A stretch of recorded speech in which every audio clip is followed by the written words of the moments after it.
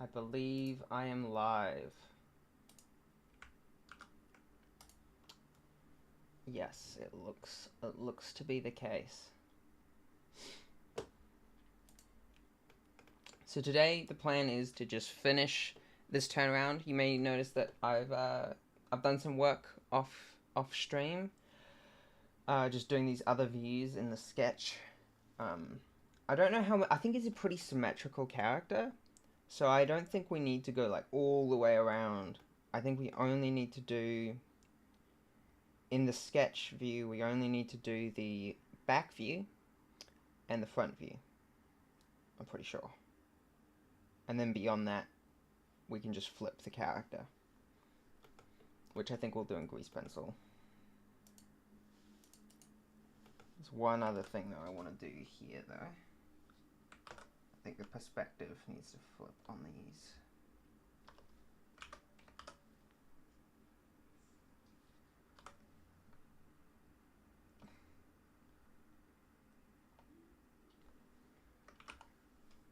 Oh, got the wrong brush. What was I using?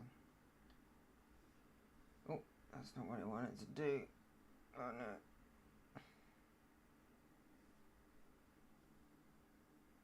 Where's the brush I usually use? This one, I think.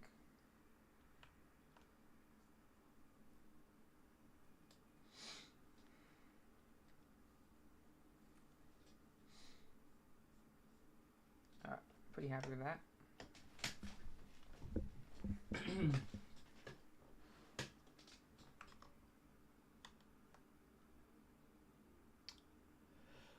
All right.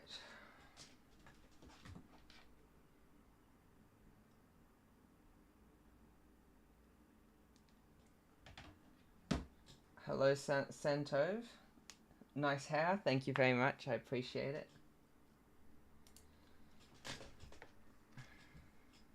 The trick is you don't cut it for months and you just don't touch it. Oh, yeah. Being lazy is always the best way. Okay, so now I'm in a tricky situation where I gotta do a symmetrical view.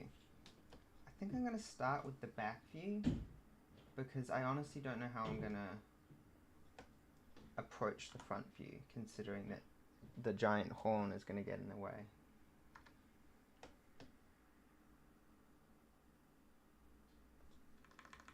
Am I on a layer? That's a new layer. Uh-oh.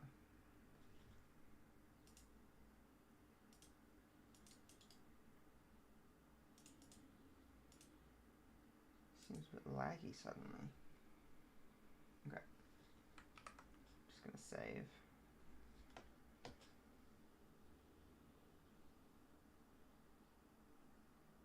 That's the line work. Hang on, I want this below the line work.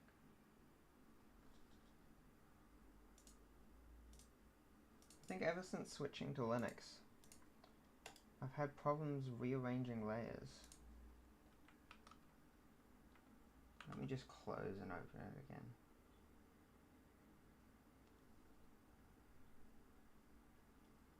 Okay. And let's just turn down the opacity of, where is it? This is this one.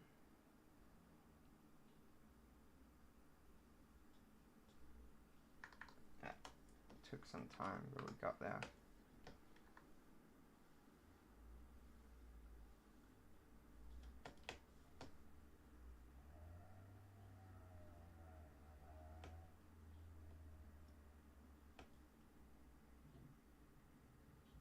Okay, I think I need to do that. No. It's just not all that symmetrical, that's fine.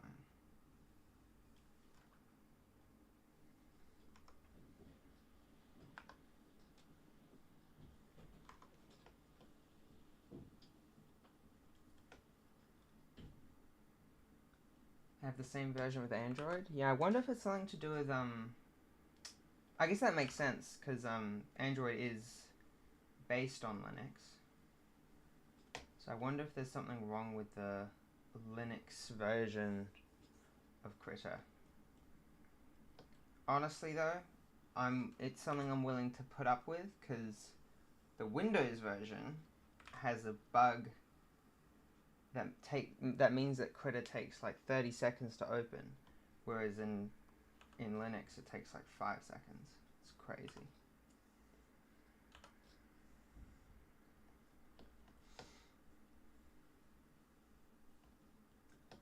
Hello, little flying turtle. Nice to have you here.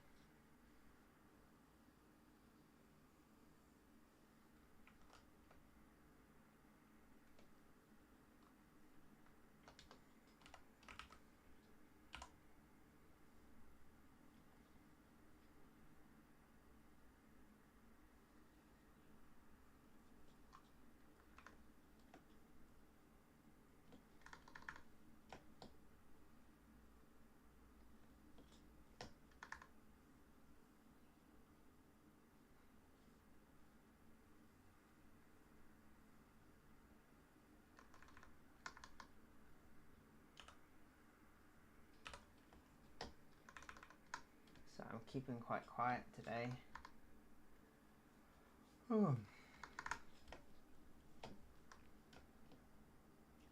I'm hoping to get this character done reasonably quickly,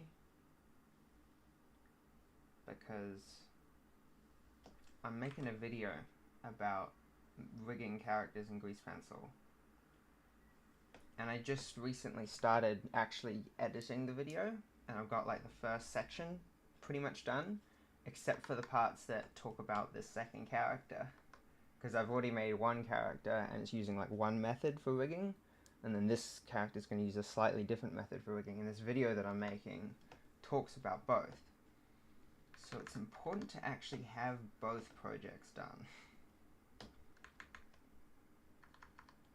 Man, I don't know what a rhino from the back should look like.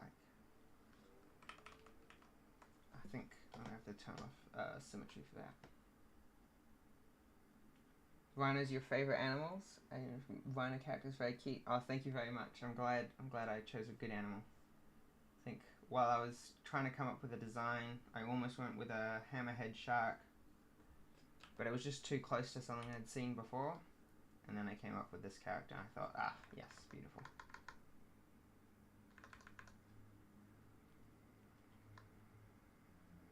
He almost looks like a giraffe from the back, at least right now. I think I'm going to have to... I don't have a problem with 2D characters being all asymmetrical from the front view, so I'm just going to try and do that.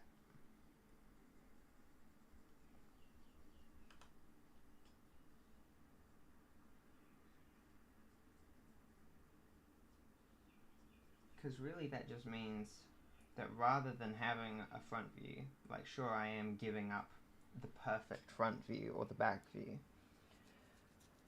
but the upside is that I've got, now I just flip this and I've got another view that like is really good for going between directions, you know?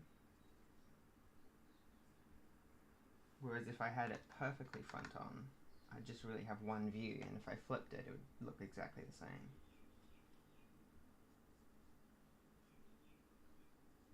This does mean I have to do the lip syncing for this side as well, though. That's a shame.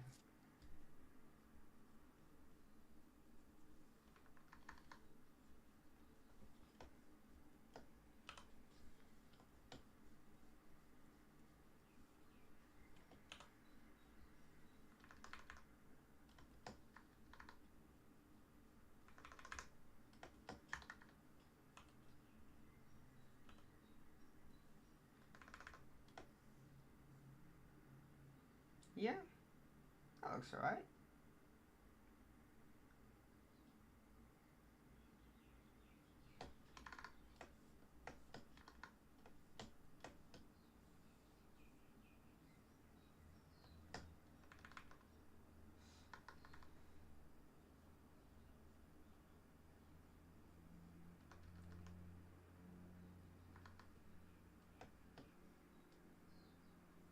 Add a new layer, draw the tail. I'll draw it just as a duplicate of this.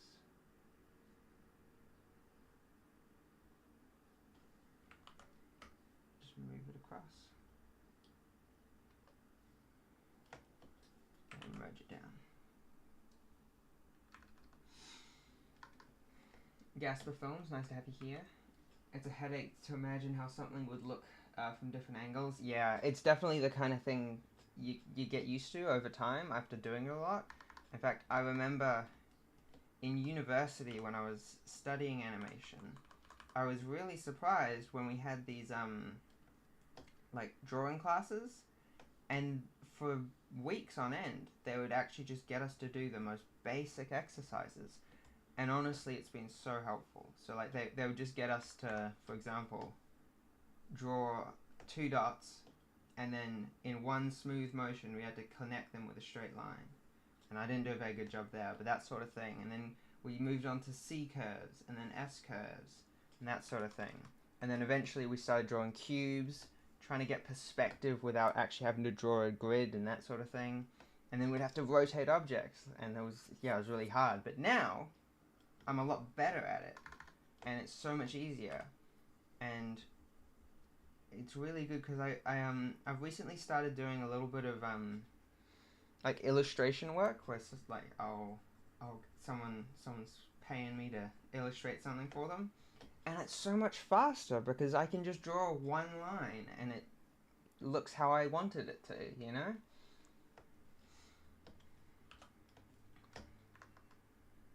So it really makes it efficient from a professional perspective, but it also just feels so nice to not be undoing things so often, you know what I mean? So yeah, even when the exercises are really boring, it's really helpful to get that sort of thing down, as it were. Okay, I'm going to shift that off to the side a bit, and I'm going to draw the arms. Now with the other views, I've drawn them straight down. I'm not going to do that here. I'm going to draw them out to the side a bit, because it's a 2D character. We don't need to worry about things being consistent from one angle to another.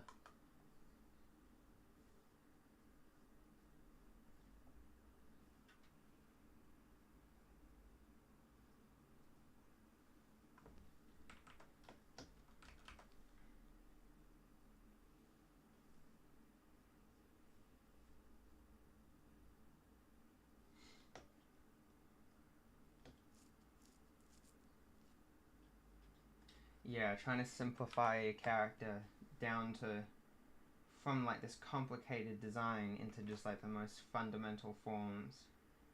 It's like if you've spent hours learning how to rotate a cylinder in a cube, that doesn't really help unless you can see your characters as cylinders and cubes.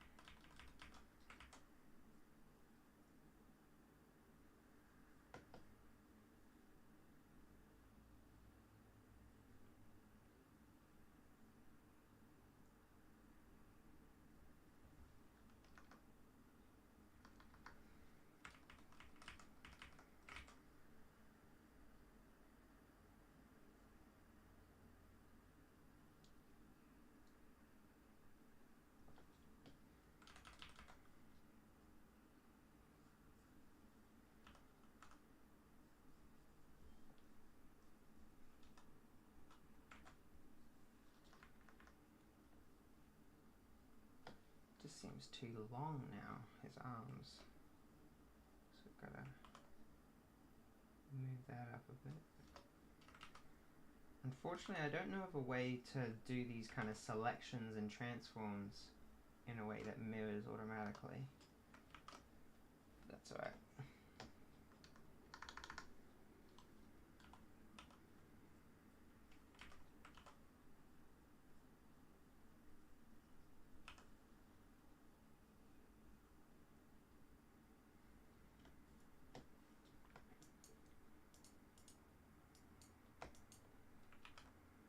Okay, so now I need to take everything, shift it on a little bit, and do a front view, which is going to be really easy, because actually this is, I know that I'm not the first person to come up with this idea, but it's really easy to create new views in a turnaround by just taking the opposite view. So like for the back view, the opposite is the front view. Or I did this previously where I took the 3/4 view and I made the back 3/4 view by just duplicating one view and getting rid of all the detail inside of the silhouette.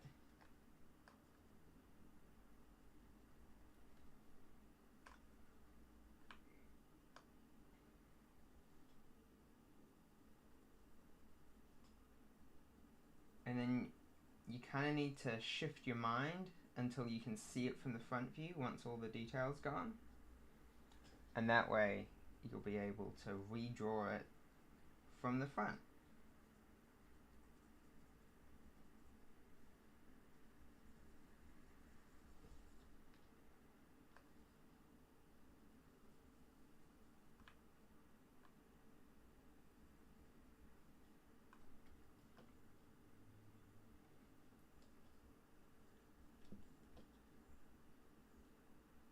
I could probably keep those details because that's going to look the same.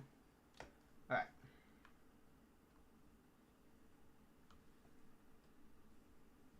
I'll turn on symmetry.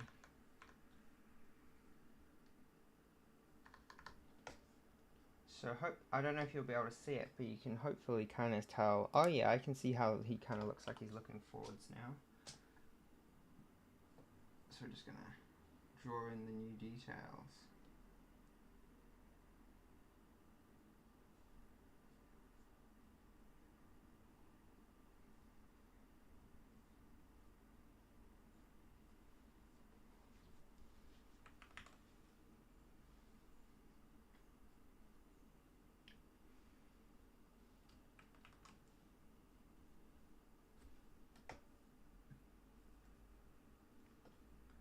So in this case the thumb is in front, and that goes over to the index finger, which looks something like that, and then that goes back. Right. I don't know if I'm making myself clear very well, but hopefully you'll see what I mean when I do this part, where the horn was behind in the view that I copied, but now it's in front. This really only works for symmetrical characters, or at least characters where the silhouette is symmetrical, because otherwise it won't work very well.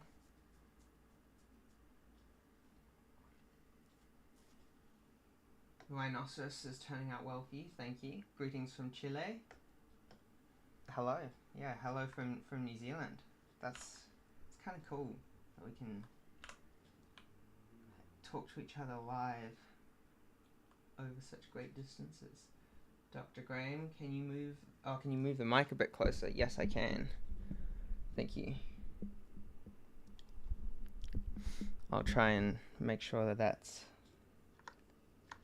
in hearing distance. I'm going to try and duplicate this and move it over just so I can kind of see where the eyes should be.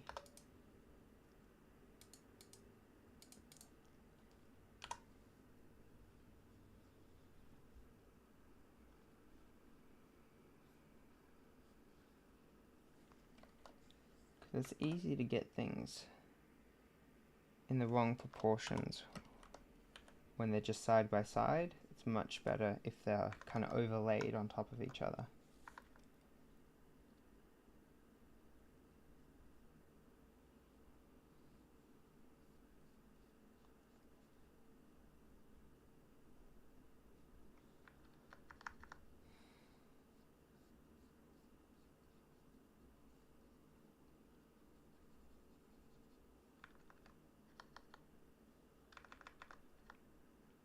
Alright, is that kind of good?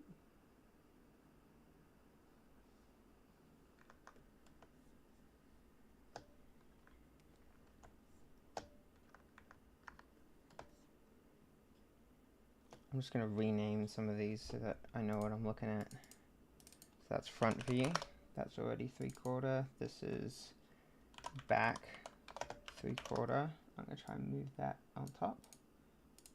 This is profile or side view.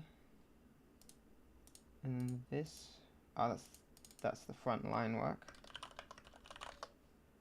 Move that on top. And this is the back view.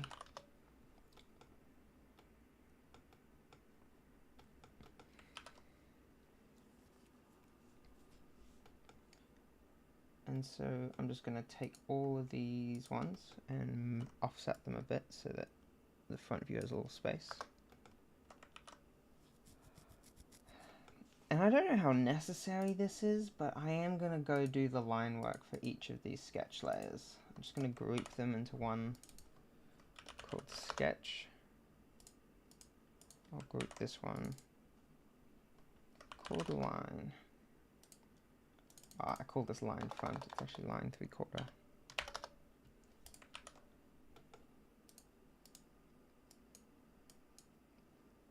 Alright, let's get going.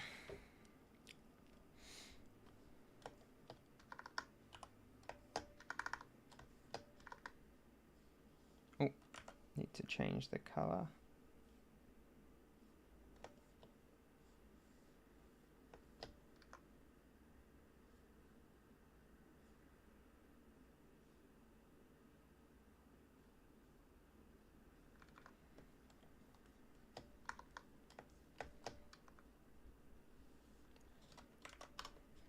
Go into full screen mode.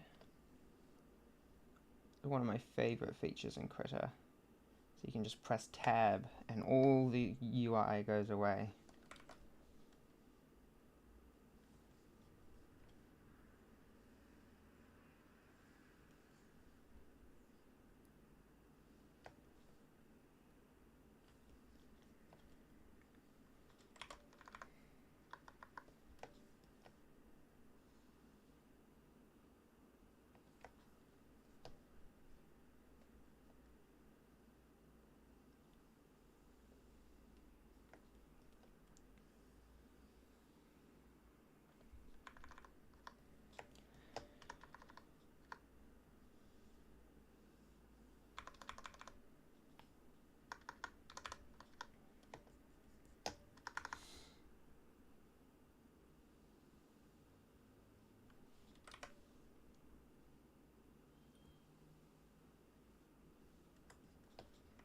I don't like that line being quite so thick.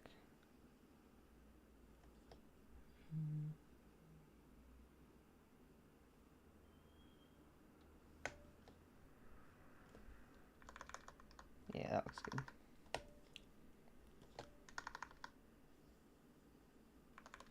I might add some eyelashes or something. Oh no, I kind of like how that looks. Just gonna...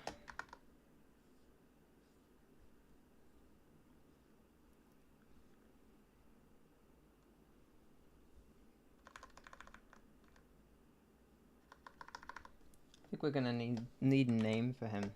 I'm really bad with coming up with names for characters.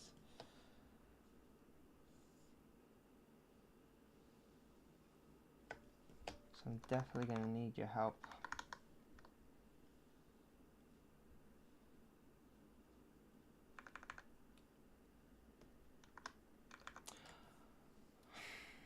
I'm looking at these ears, and I'm realizing I should have looked at a reference image of a rhino.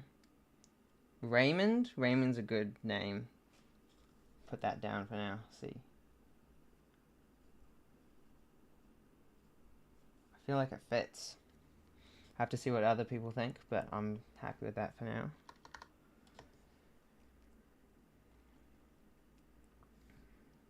I'm pretty sure a rhino's ear looks like that. Let me just look up an image of a rhino.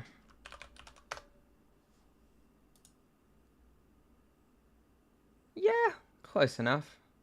Actually, yeah, pretty spot on. Maybe it's a little bit more like a Shrek ear almost. It's almost like that, but I liked my design better, and it's close enough. Yeah, I think Raymond fits. It just fits his vibe. As the young people say, he's giving Raymond, or he's got Raymond vibes.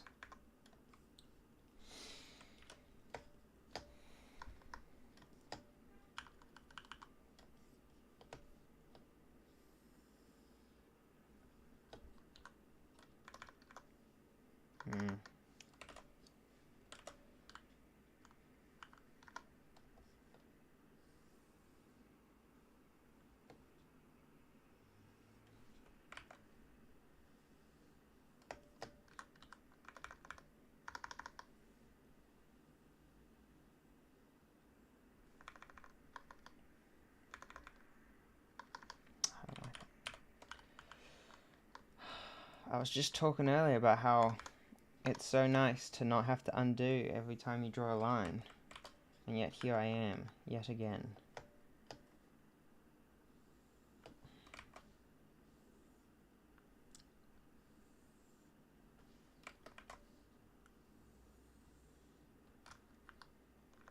Alright, I'm happy with that. None of these lines are even going to make it into the final character, so I shouldn't be too precious about it.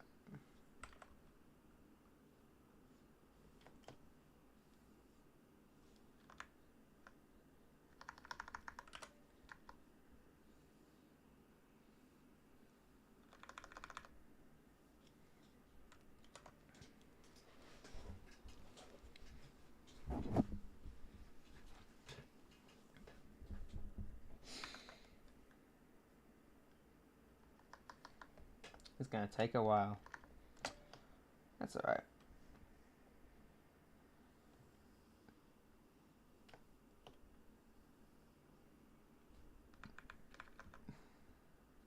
I opted not to draw those lines on the collar there, and I'm glad that I did.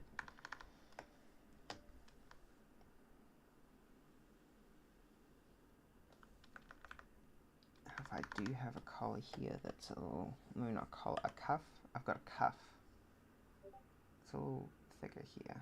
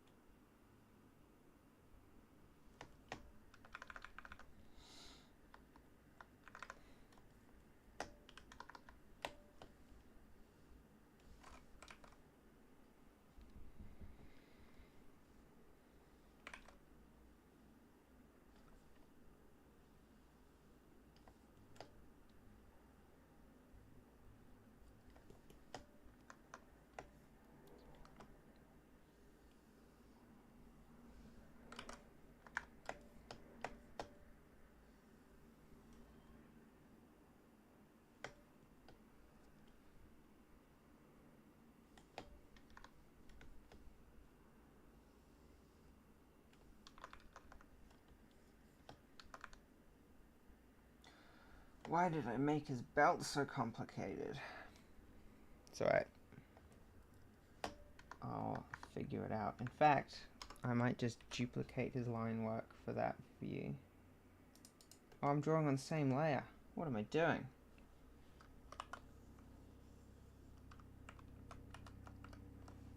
Call that line front.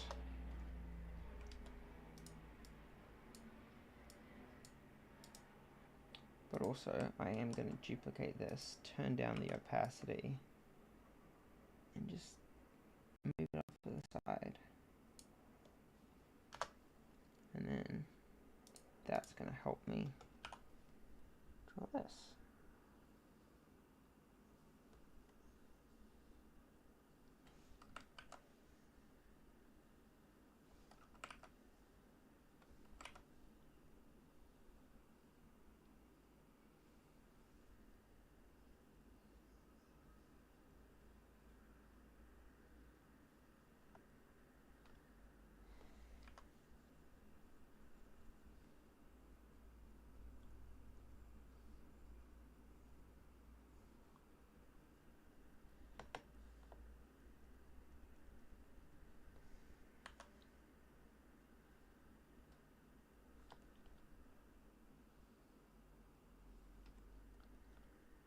And this kind of latches on.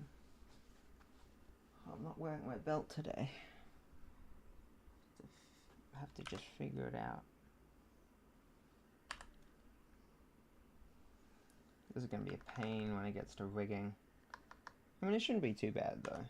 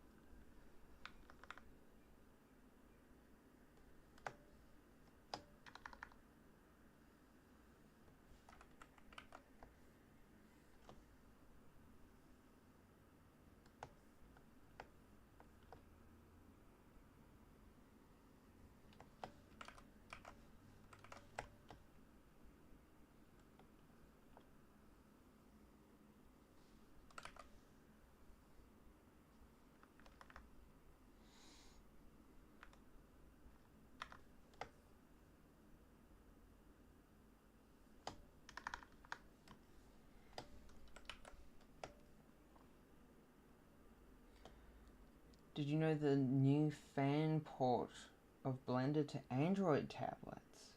I have not heard about that. That sounds exciting. Blender on an Android tablet? I'd be really interested in that. I don't actually have an Android tablet at the moment, but if I ever did, that would be pretty cool. To be using Grease Pencil? Oh man, yeah, that would be amazing. I gotta think it would be really slow though, right? Surely.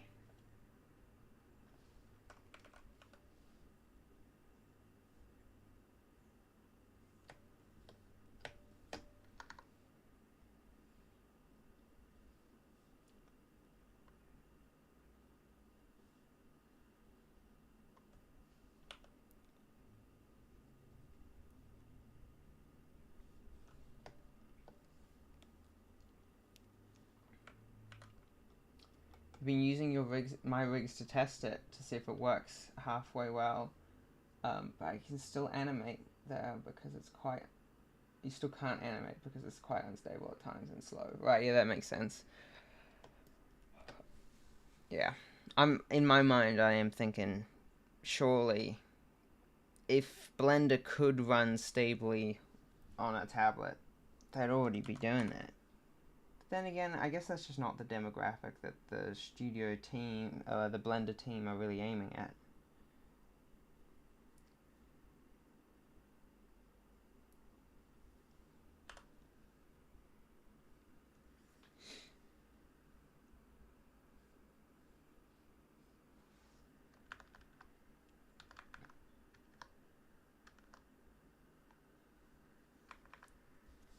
feel like Raymond should have something really sweet or wholesome on his like jumper that he's wearing.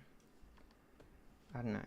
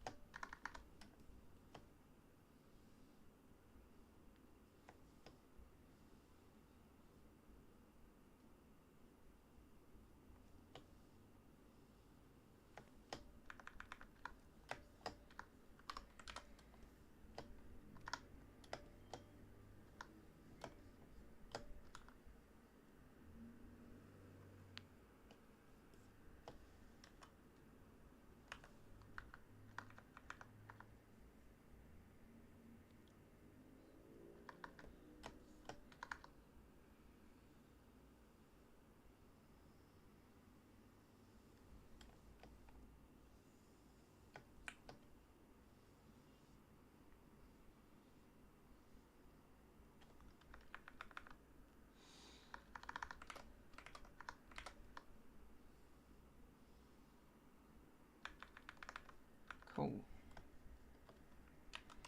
Oh, and then we've got all these other views to do. No, it's alright.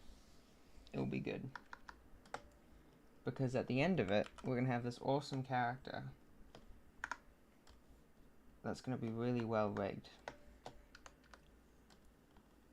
I think the last character that I rigged, where it's got a bit of a different method of rigging, I really enjoy working with it, but it's kind of janky, so I don't know how I'd feel about like just giving it to someone else to animate with.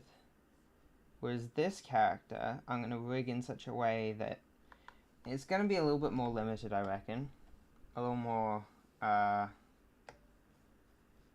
like you won't be able to just create any pose you want in the way that you could with the other character. But it's going to be so streamlined, it's just really meant for a different type of animation. So I'm kind of excited to see how it comes out. See what I can create with it.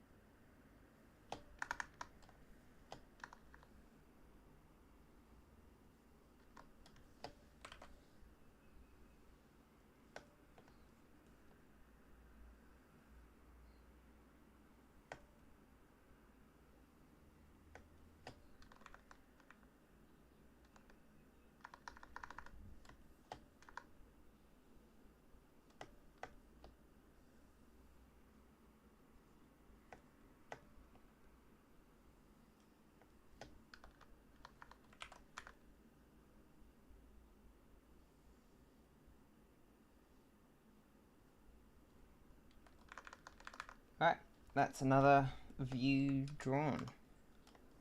And turn off our sketch layer. I reckon that looks pretty good.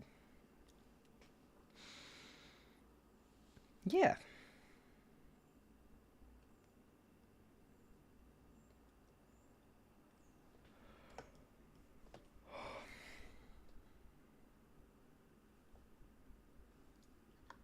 Guess I'll do the side view now.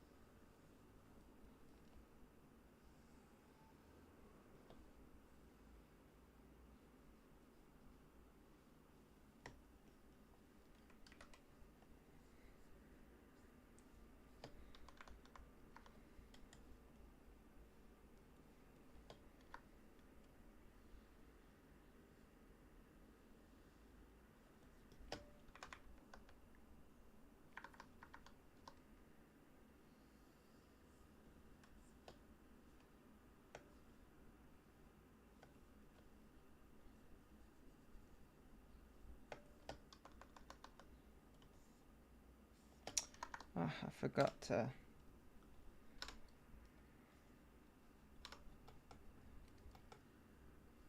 the crucial eye folds. Eye bags. Yeah, we can get rid of that now.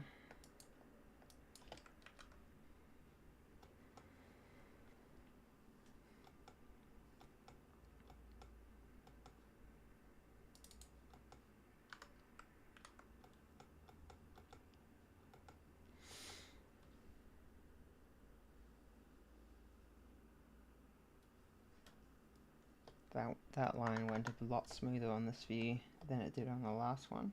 It's nice.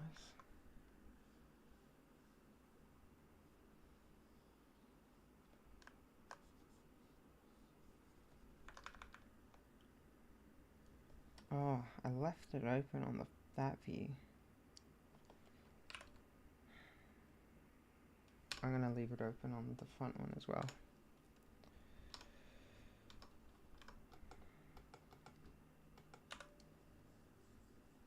Let's do it.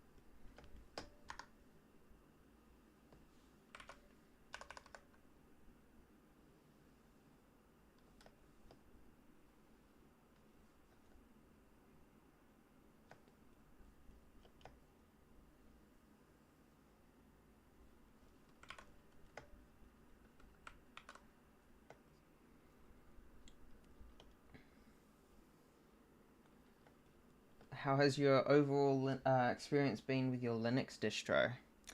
You know, it's hard to say because on one hand I have had issues, but I don't know...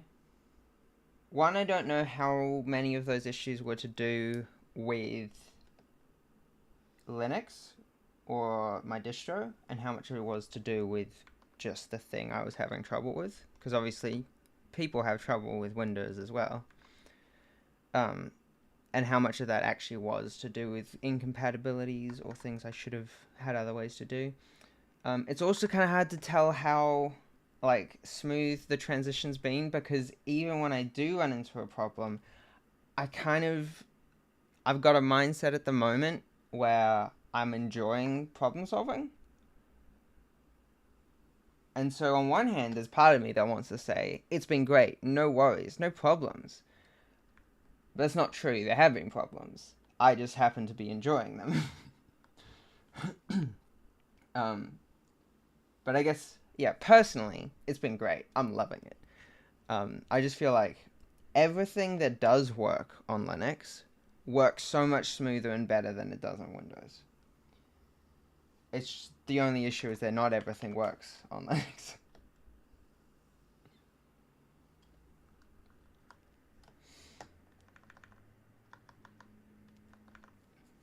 I mean, like, just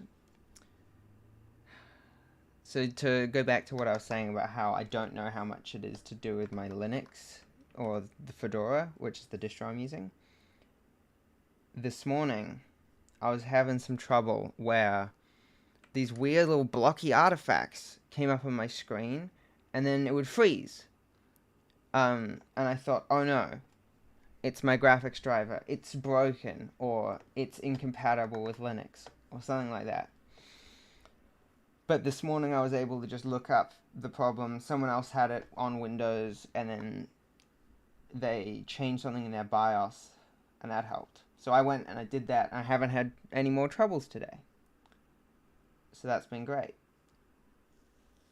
So I assume that that one is just to do with the fact that I've got a new graphics card, and so the firmware's not supporting everything yet. And yeah, just the hardware and the firmware, nothing to do with Linux. But as just ignoring the problems I've run into though, I love Linux so much. It's so customizable. Watch this, okay? If I want to open up bref, for example, I just press super space. I've got this application called uLauncher, and so I'll just look up bref, and then I can, like, for one of my recent illustration commissions, I put together this this reference thing, and it's I mean, not about bref. It's about just being able to set up things like these launchers and such, and like if I didn't already have Critter open, I would be able to just press Super K and it will just launch Critter, just because you can set it up to do that. It's so easy. You can't do that sort of thing in Windows, at least not as far as I'm aware. It just feels so much nicer, in my opinion. And like, Windows is a great operating system, but Linux is better. The other day, my a friend told me I shouldn't be quite so enthusiastic about Linux. You know, it sounds like I'm just a Linux apologist or just defending Linux. But it's just so good.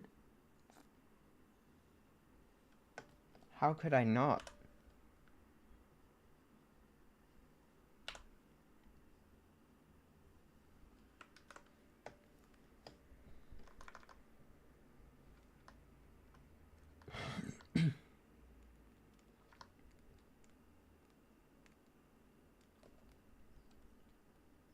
Pretty cool. You want to just switch to, but you don't know if to try Mac OS first because you want to be an iPad dev. Okay.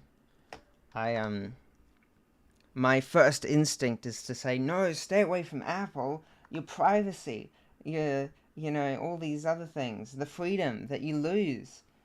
But like, if you want to be an iPad dev, yeah, maybe that is the best option for you. And again, like just like how I said, Windows is a great operating system. Even though I've never used it, I'm sure Mac OS is also a great operating system. I could never though,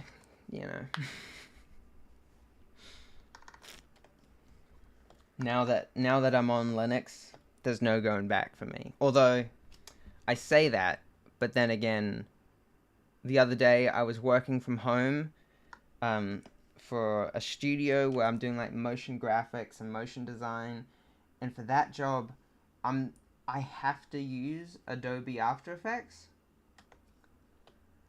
And usually, I would like to just go, oh, most people use After Effects for this job. I'm going to use an open source alternative and show them what can be done. But in this case, no, I actually had to use After Effects for this job. And it meant that I have to, even though I had my beautiful Linux desktop just here, and it's so powerful and it's so fast, I had to get my laptop out, which is still running Windows.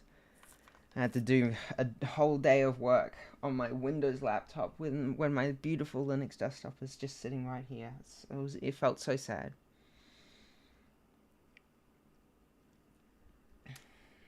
Honestly, if Adobe just made their software compatible with Linux, I would be so happy.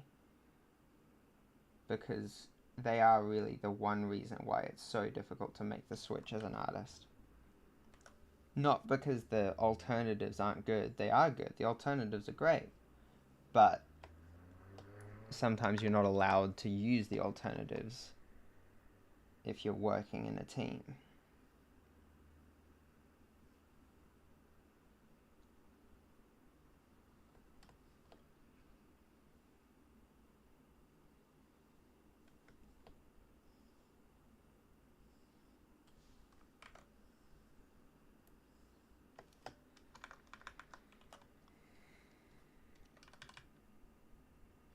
Oh no.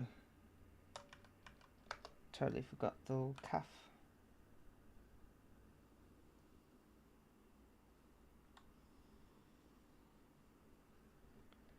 Right. Bring that over.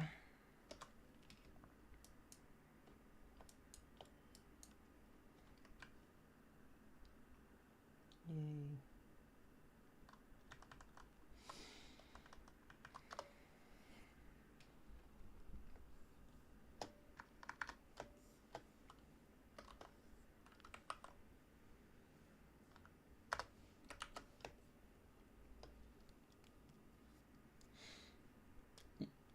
At least you can always use virtual machines. That's true. I could probably set up a system where I've got this desktop running a virtual machine, and then I could use all of the Adobe products that I want to.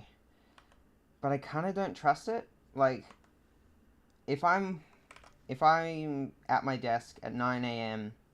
ready to get working on a project for an important client, and then something breaks with the virtual machine, that's gonna suck, you know? And so I could dual boot, that'd probably be more reliable, but I don't want to sully my beautiful computer with Microsoft, you know? So I think, at least for now, I'm going to just use my laptop when I have to, and try and steer my career in a direction that allows me to just say no to jobs that require me to use software that's incompatible with Linux. Like, sure, right now, I've got a job that requires me to use Adobe After Effects. But I'm thinking, in 10 years, if I'm still using Adobe After Effects, I've done something wrong. Unless, of course, Adobe, starts supporting Linux, in which case I'm all for it, I just don't think that that's ever going to happen.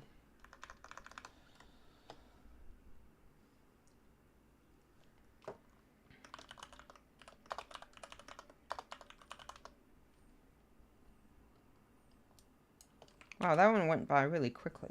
That's nice.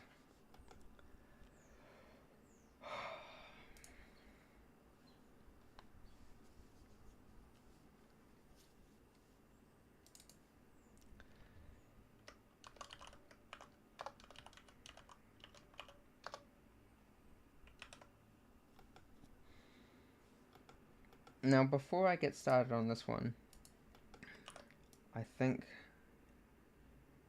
I want to flip this. Yeah. There we go.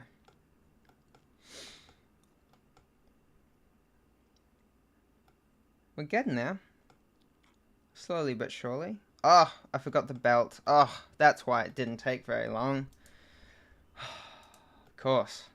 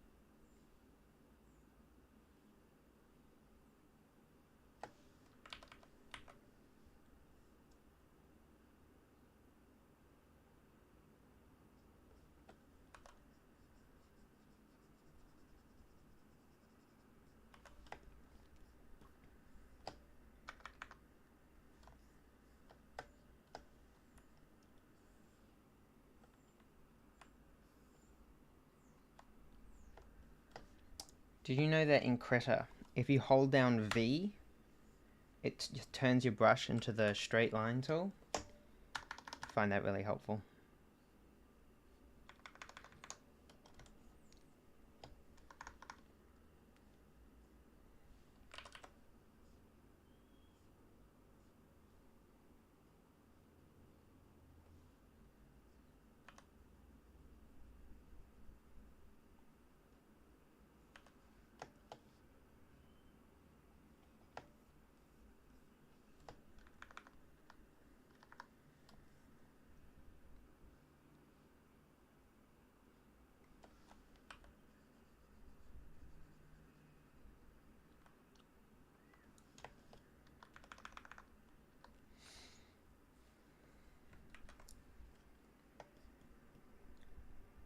Alright, there we go.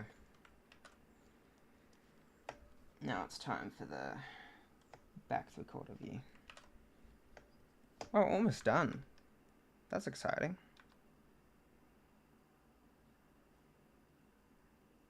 Yeah. What time is it?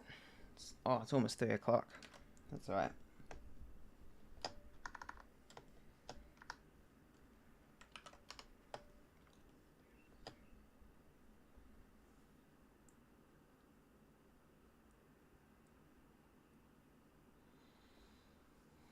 You don't really like to use the straight line tool because it's hard to know how the line is going to be when you draw. Yeah, that's fair enough. Sometimes I like to use it on a separate layer and then I'll draw over it freehand. But yeah, I do wish it was easier to tell what it was actually going to look like before you like release it, you know.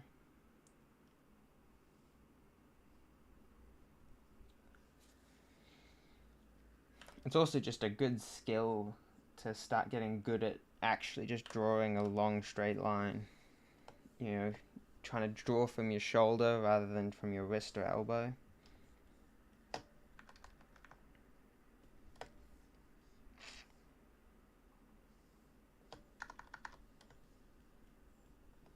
think he should have an eye still, so that he can give us some side eye if the need arises.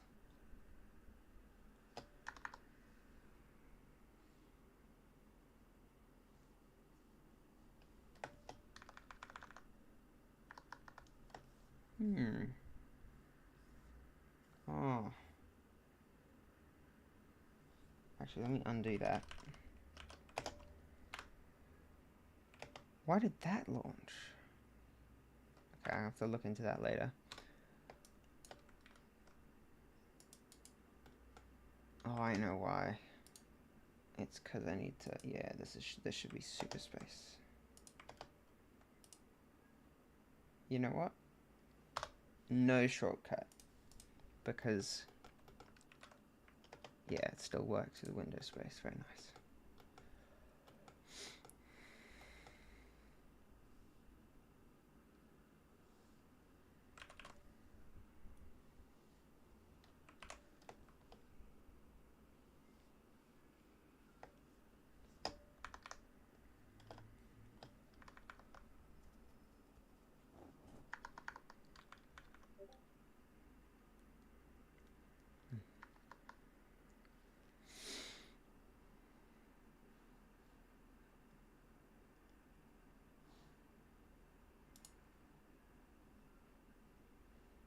Alright.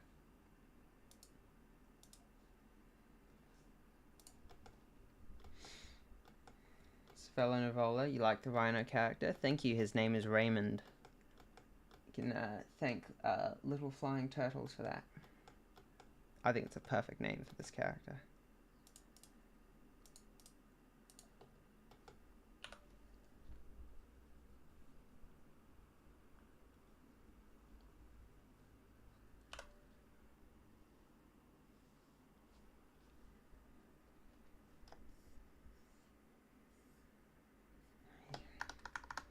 It's like the top of this head, just on this view, is way too square.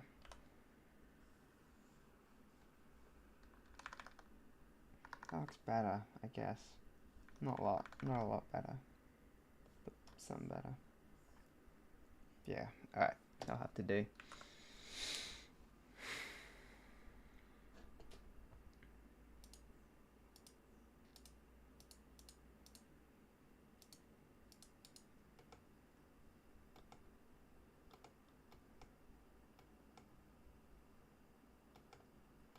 I'm actually really glad that we named this character so early on. It's going to be really helpful later when I'm rigging and I need to like name the bones and such, and the collections and the materials. Yeah, I'll be calling them all Raymond.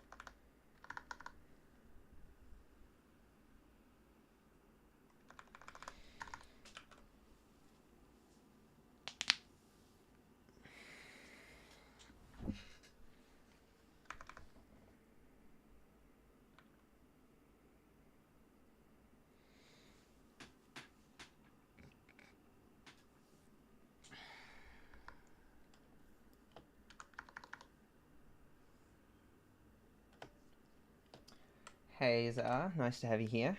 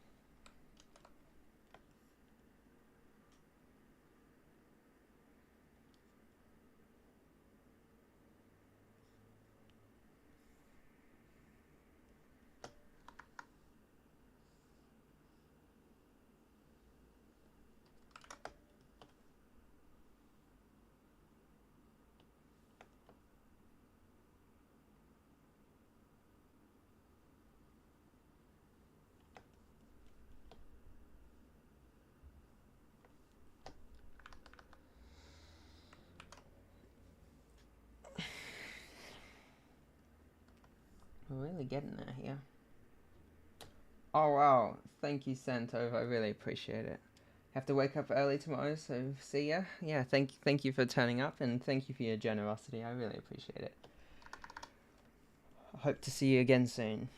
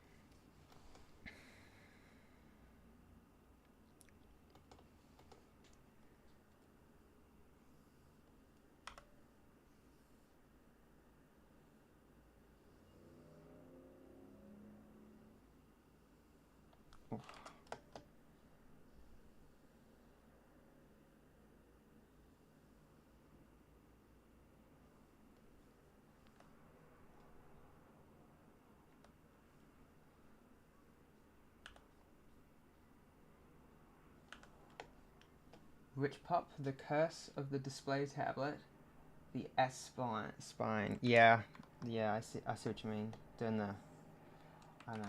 Oh, yeah, no. I I've been getting better, I think, with my posture. I think posture's a bit of a scam. You know, people think if you can sit like this all day, then you won't have any back pain. It's just not true. I think the truth is you want to have a chair that actually supports you and you're actually leaning into it. And then also you want to move and shift around regularly.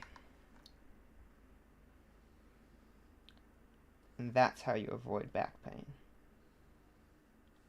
But maybe I'm wrong. I'm still young, so I don't have to worry about back pain yet. But I think you think posture's a scam because you are young? Yeah. Maybe. I heard, though, that the best posture is your next posture. And it's basically just saying you should move rather than trying to chase the perfect sitting position. But I definitely have a habit of when I'm trying to get a line just right, I'll lean in a little too far. I'll get a little too into it.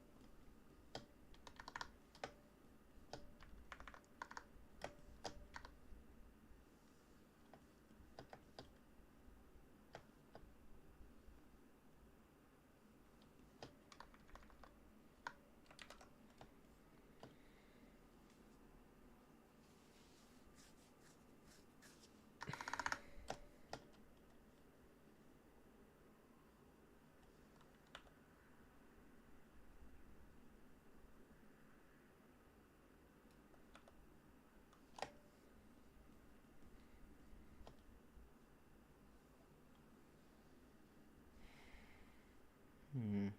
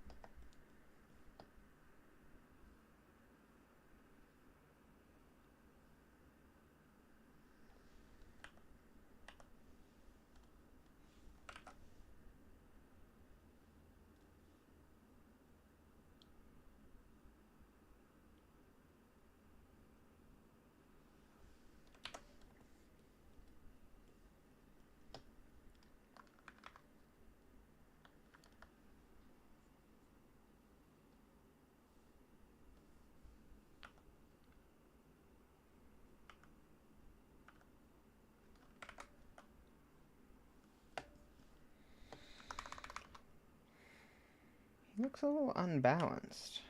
Yeah, I don't know how I didn't catch this earlier when I was sketching, but that needs to come back.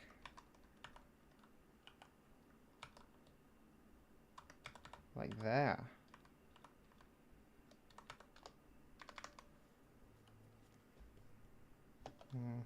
Maybe not so far.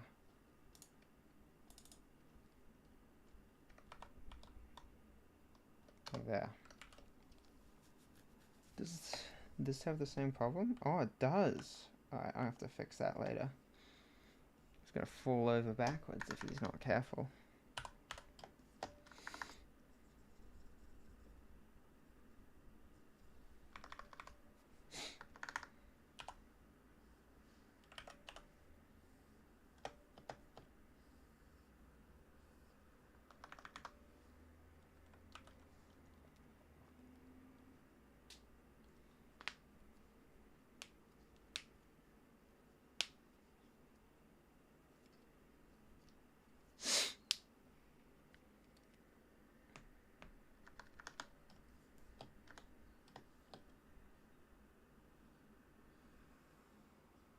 Now, one thing I don't know how I'm going to approach with this rig is foreshortening.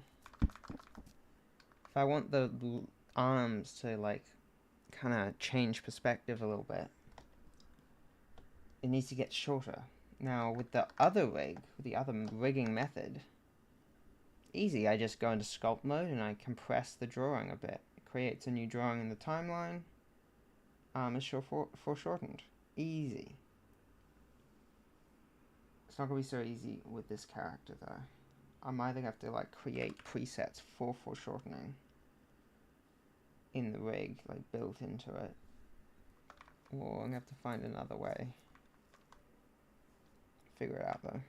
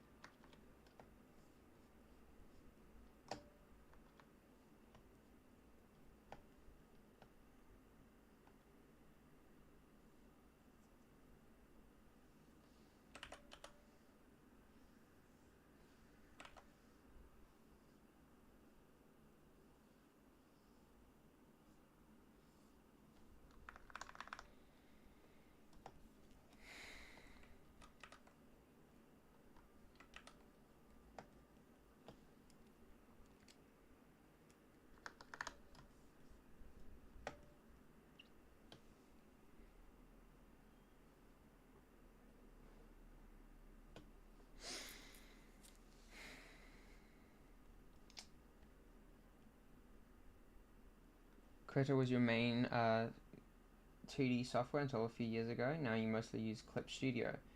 Somehow it's faster in your machine than Critter. Yeah, that's fair enough. I hear really good things about Clip Studio. I don't think I'm ever going to switch away from Critter just because it's open source. I want to live that FOSS lifestyle, as it were. But yeah, no, definitely Clip Studio is a great company from what I hear from other artists. Like, unlike Adobe, it sounds like they actually care for their users, you know?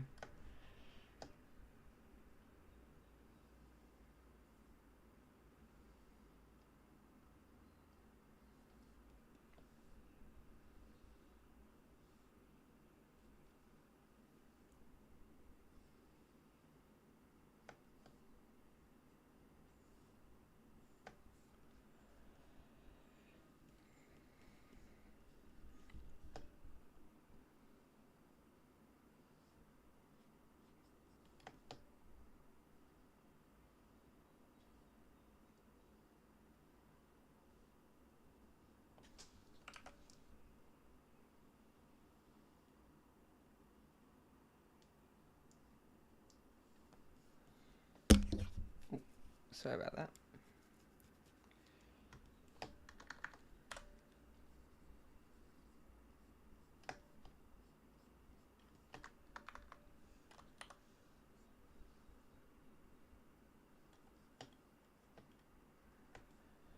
Alright, let's go with this.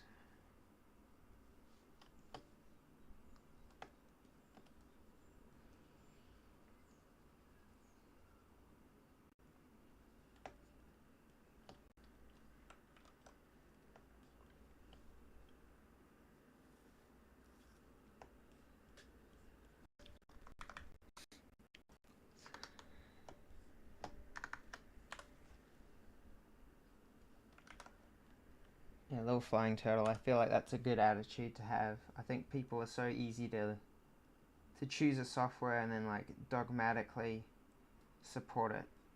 It's definitely something I'm prone to doing, you know, especially with Blender and Krita, all sorts of software. I'm like, oh, this is the best one, the only one you should be using. But then I realize, no, all of it's good, and you shouldn't limit yourself, especially if you have access to the different tools. Like, you should be able to go, well, I'll use Krita for this tool because its ability to do this is great, but then I'll switch over to Clip Studio for that, you know.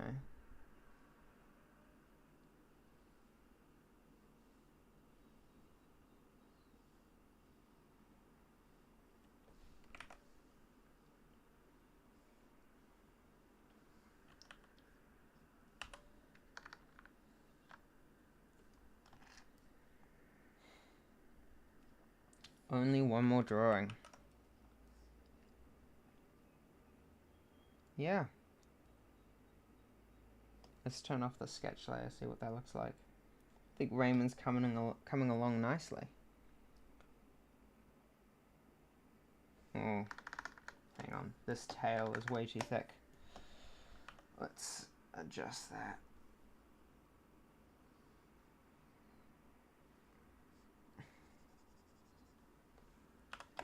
So it should look more like that. Okay.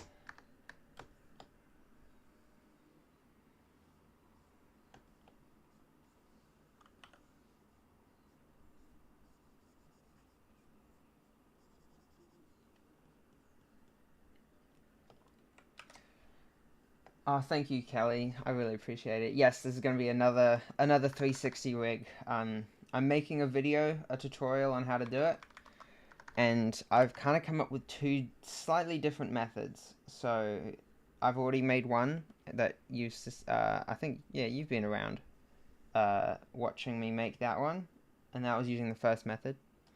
And now this is going to be, the second method's kind of better for a different style of animation, so I'm trying to make a character more in that vein, that kind of style.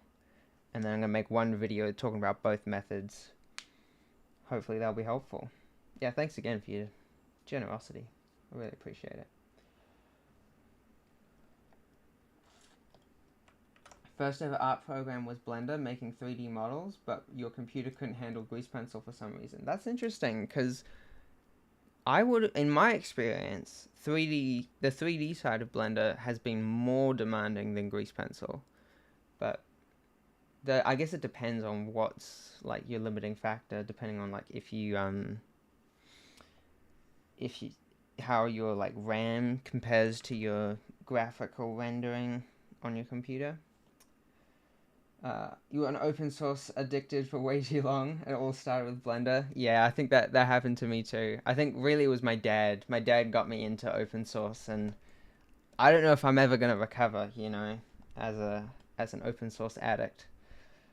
Kelly Johnson, again, much appreciated.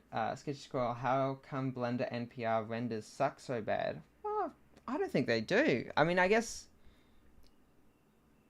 you know, it all goes into, I think that's the thing about Blender, is it all depends. It does what you tell it to do, you know?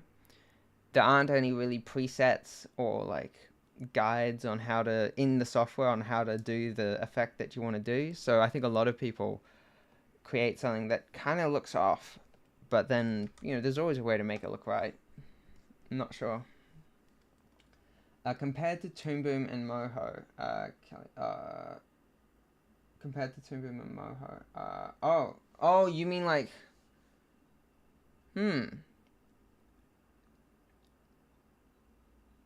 yeah, I don't know. I don't know what, I don't know if I would just, I just wouldn't compare Blender to Toon Boom and Moho. I just feel like they're just so drastically different in what they're trying to do, you know? Like, if you're doing an NPR, like a 3D, non-photorealistic animation, it is just going to look different than something you create in a 2D software. So I think sometimes NPR renders can look really bad just because you don't... Basically, NPR is taking a 3D model, trying to make it look 2D. Whereas what Moho and Toon Boom does is you've got a 2D rig that you're trying to make look 3D. And I think ultimately there's this uncanny valley, right? Where on one side you've got 2D animation that's just meant to look like 2D animation. And on the other side, you've got 3D animation that's just meant to look like 3D animation. And they both look really good. And then in the middle, you've either got 3D that's trying to look like 2D or 2D that's trying to look like 3D. And either way, if you don't go far enough, there's this chasm of likability or like appeal, where if your 2D animation looks too 3D, but and yet also not 3D enough, it's going to look really bad. And if your 3D animation looks not 3D enough but not 2D enough, it's going to look really bad. So it's all about just finding the balance and just like pushing it just far enough to look still good and look the style that you're going for. So yeah, I think the reason that so many NPR animations look so bad it's got nothing to do with Blender, but more to do with the artist and how much time they're able to put into developing the style that they're going for. And if they don't put enough effort in, it can kind of get stuck in that uncanny valley. I don't watch much 3D, but NPR was your thing. There's so much you can do for anime, comic, watercolors. If the renders suck, the artists suck. Yeah, I think that's kind of what I was getting at, is basically Blender's going to do what you tell it to do. And ultimately that means that if you don't have the skill or the knowledge of how to achieve the style you're going for, Blender's not going to take you the rest of the way. It's just going to take you as far as you're able to go. Your Blender stuff's always been stuck in the valley for a long time. It's definitely hard to get out of. And I feel like a lot of people, I think, look at like super photorealistic stuff and they think, wow, that takes a lot of time and effort. And it does. And so they think, I'll do NPR, right? I'll do just cartoony stuff. No worries. That'll be much easier. And it is much easier, but it's also just doesn't look as good. And if you want to reach something that looks really good and is also really stylized, it actually ends up taking probably more effort than photorealistic stuff. It's just tough. Yeah, it's hard. I think this is why I like using grease pencil, is because I don't really need to worry about making something that is 3D looks 2D. I can just make a 2D animation. And I can incorporate 3D elements if I want to, but I tend to try and avoid it, honestly. Like, most of the time, if I can do something in 2D, I'll try and do it in 2D, because then it'll look 2D. It won't look 3D pretending to be 2D. I don't know if that makes sense. Just gonna heart those donations. I do appreciate it, Kelly. Alright. One more. We're so close. So close.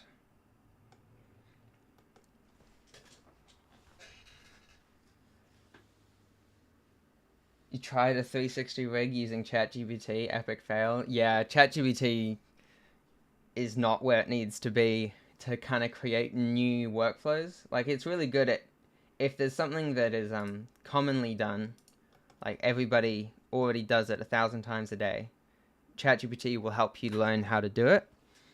But if there's something that's not very commonly done, like a 360 character rig with grease pencil, yeah, ChatGPT is going to really struggle, just because there's not enough information for it to draw on.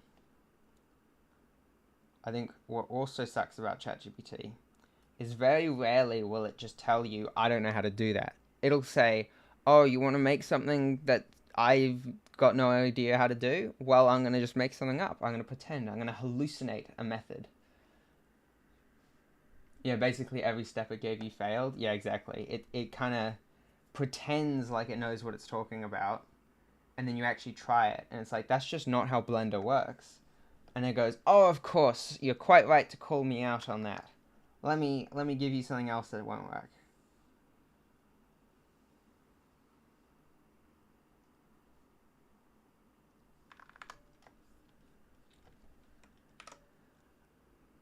Sprigaro. Hello, nice to have you here. I'm glad to have you on the stream.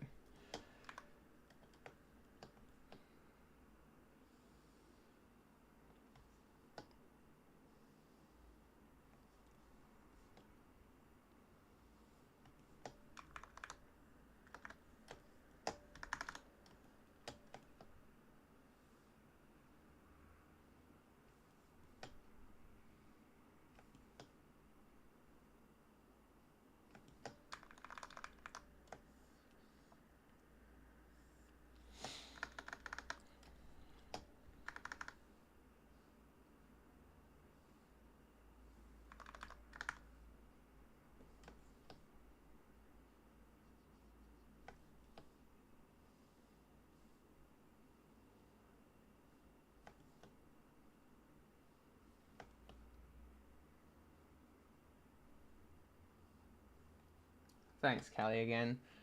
You have so you have in fact cracked the 360 grease pencil rig. I wouldn't necessarily say cracked. I have two methods that both are functional, like they'll work, but both methods have their drawbacks. It's kind of like how when you ask Google Maps, how do I get somewhere on a bus? And it gives you like 5 different routes. If it gives you, the more routes it gives you, the more you're like, none of these routes are necessarily a great way to get there. Because if there was a really good way to get there, it would just tell me one, you know? And I feel like that's kind of where I am in Grease Pencil right now. I've got 2 methods that function, depending on your context, but they both have disadvantages, and I feel like we're just this close to like only needing one method, you know, where you don't need these like different ways to go about it depending on what the needs of your project. You only need one way to do it. But I haven't figured it out yet. I think, yeah, I don't know. I wouldn't necessarily say cracked, but I've got a method that works, so I'm going to share it in a. I'm gonna share what I have in my next video. Maybe someone else will when I release my video, someone will come along and say, "Well, Joel, you're such an idiot. You should just do this, and then you don't need 2 methods." Hopefully, they'll be a little nicer than that. But yeah, I'd be happy with someone else coming along and solving my problems for me.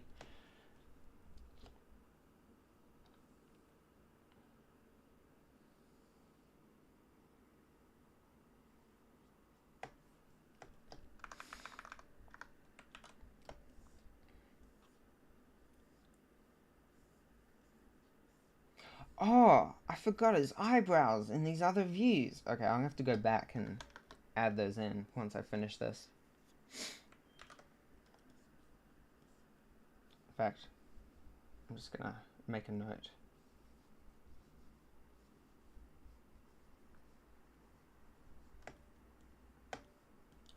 Okay, now I'm not gonna forget.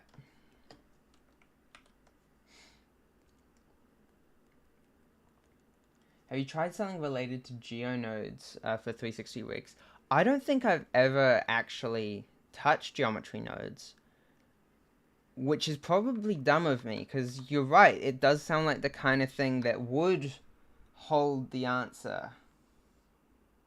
Actually, I have no idea what geometry nodes is capable of, but I know that it just recently, Blender Grease Pencil got updated so that you could use geometry nodes with it.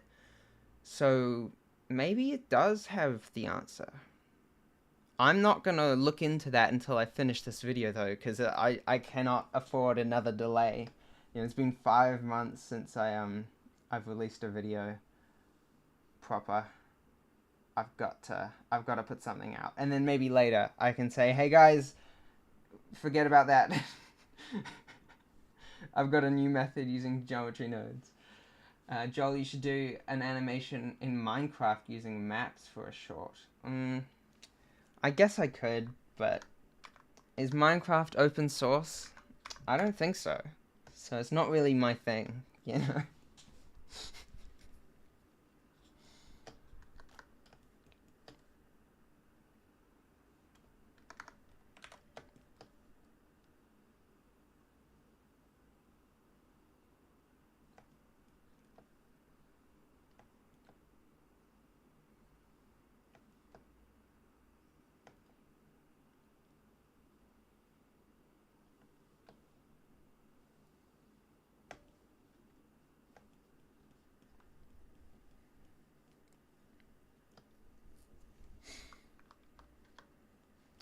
Java decomp time. Oh, no, because the code is available, just because it's out there, doesn't mean that it's on an open source license. If I'm legally not allowed to redistribute the code, it's not open source. There's Luanti, former Mindtest, open source Minecraft. Oh, okay, so I guess I have no excuse then, Finn. I've got to just use it in a different game that is open source.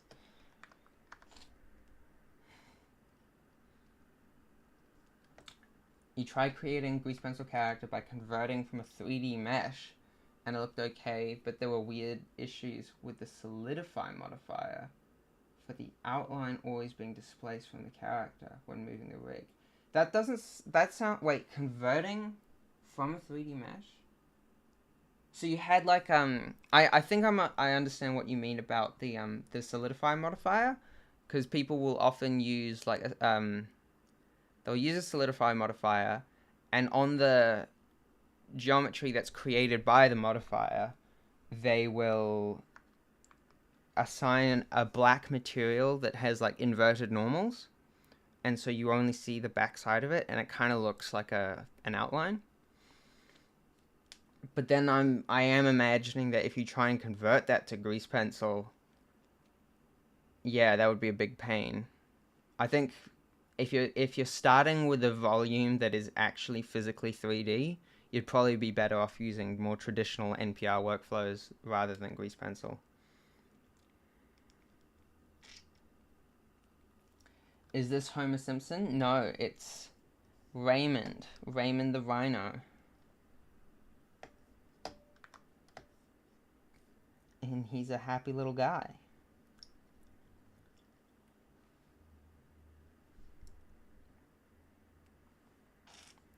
I love Raymond too.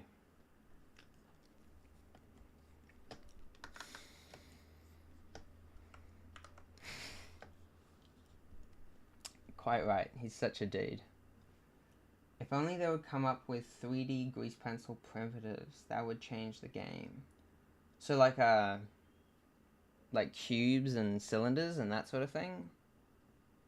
Yeah, I suppose so. Add a blank grease pencil and add the line art modifier, Kelly. Oh yeah. Yeah, actually that is a good point. Rather than using a solidify modifier, if you have a 3D object and you create a line art modifier, that actually does look pretty good in my experience.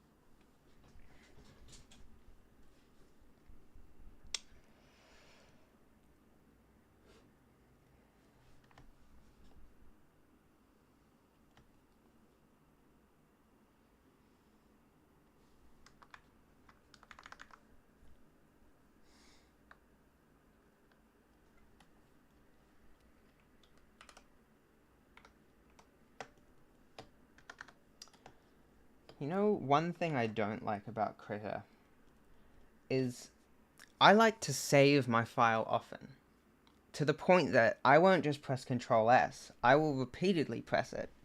The issue is, if you save a Critter file, and then you save it again while it's still saving, it'll pop up an error saying, we couldn't save your file, it was in the process of saving. And I'm like, yeah, but I just want to be sure by spamming Control S. Let me spam Control S without throwing up an error, please.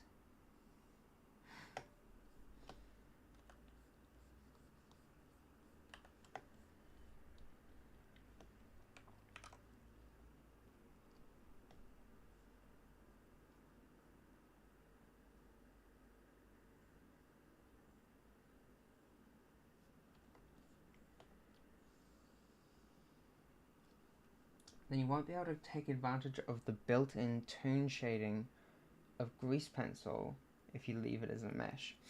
Is it possible that you could make a duplicate of the mesh and have one of them converted to Grease Pencil, and then one of them still as a mesh, and maybe in the compositing you'll be able to like combine them in a way that looks good?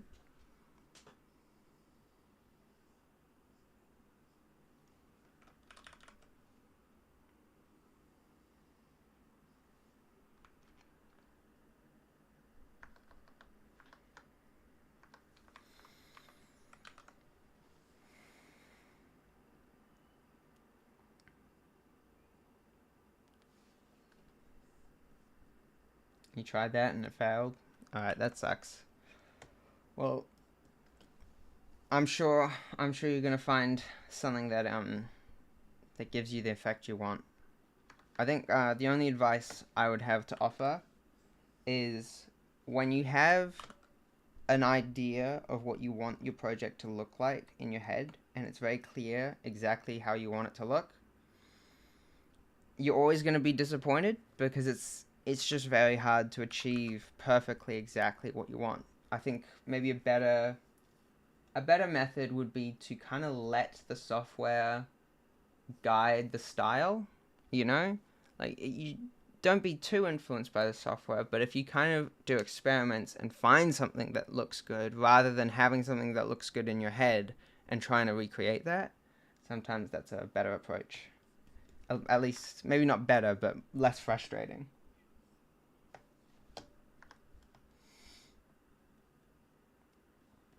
You're waiting for me to show you the 360 rig. All right. Hopefully, I've recorded the audio for the video, and I've split it up into sections, and I've even done the video editing for like the intro. I just need to fill in some of the blank spaces that I've left for this character.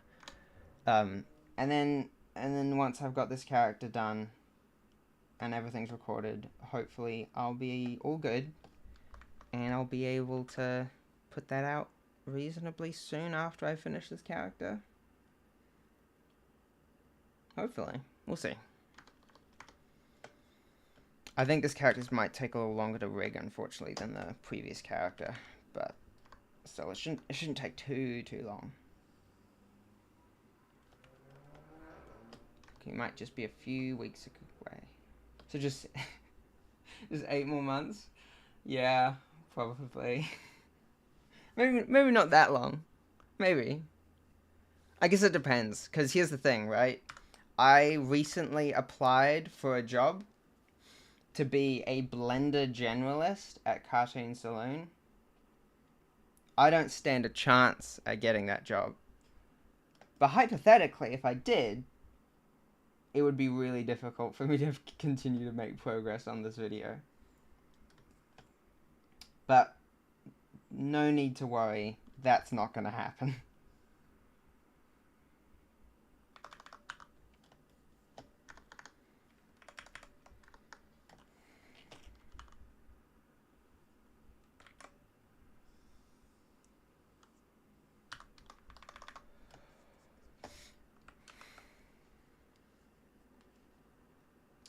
Have you conquered Moho 2, Sketchy Squirrel?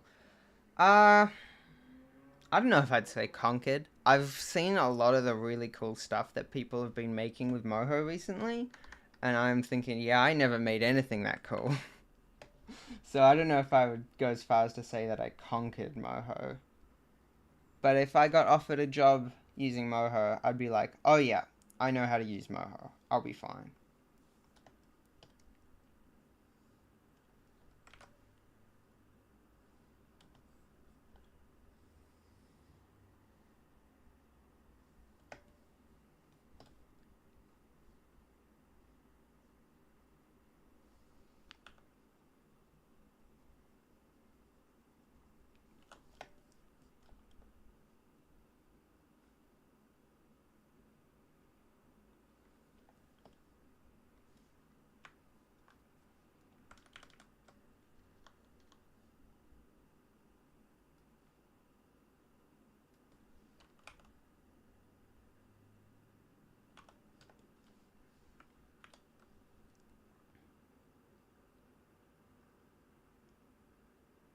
Cartoon Saloon is using Blender now.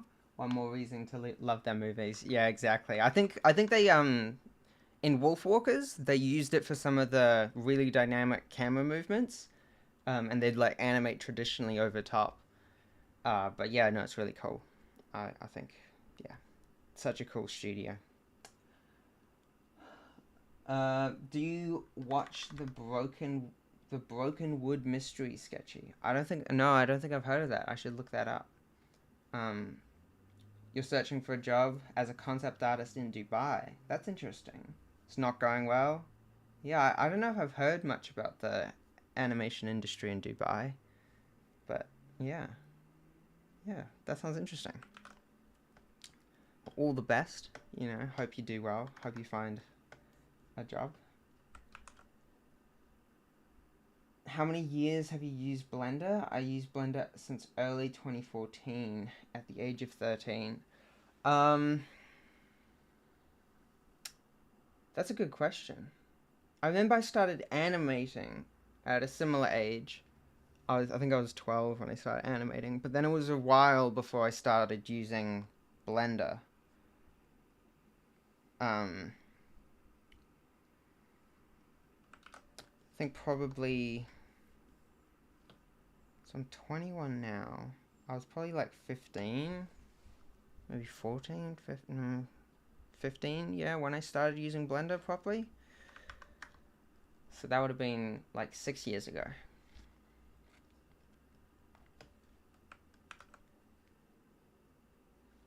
Only ask because it's a long-running New Zealand crime show. Thought I might have heard of it. Broken Wood Mysteries. That's really interesting. No, I would have thought I would have heard of it if it's based in New Zealand, but yeah, no, I haven't heard of it at all. I should definitely check that out. Just by the title, it kind of reminds me. There's another New Zealand show called Wellington Paranormal, and that's really good. I really enjoy that show. Why don't I rotate the canvas? I do sometimes, but I like doing it with the numpad numbers. But generally, I keep it vertical, and then I'll reset it with the number 5. But sometimes when I've got a particularly difficult line to draw, I'll rotate it.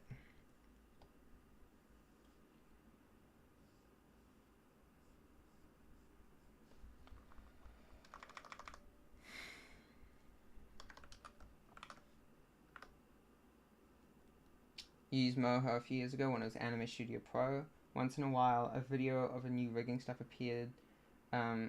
Seems to still be nice software. Yeah, and in fact, I think it's improved a lot recently.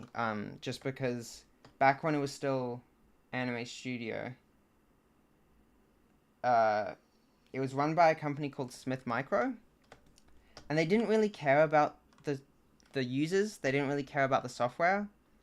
It kind of seemed. I remember another person, a friend of mine who also used Moho, told me that basically they owned Moho just so that they could have a cool project on their website and say, look at the cool software that we produce, when really they're making money from something else. But recently, Smith Micro sold it, and they sold it to Victor Perez, who is the guy who does all the Moho work at Cartoon Saloon. And then also, he co-owns it now with, I forget his last name, but Mike something, and he was the original creator of Moho. So it's in much better hands now, and it's done really well since then. I'm really happy for them. Obviously, it'd be better if it was open source. But no, it's great.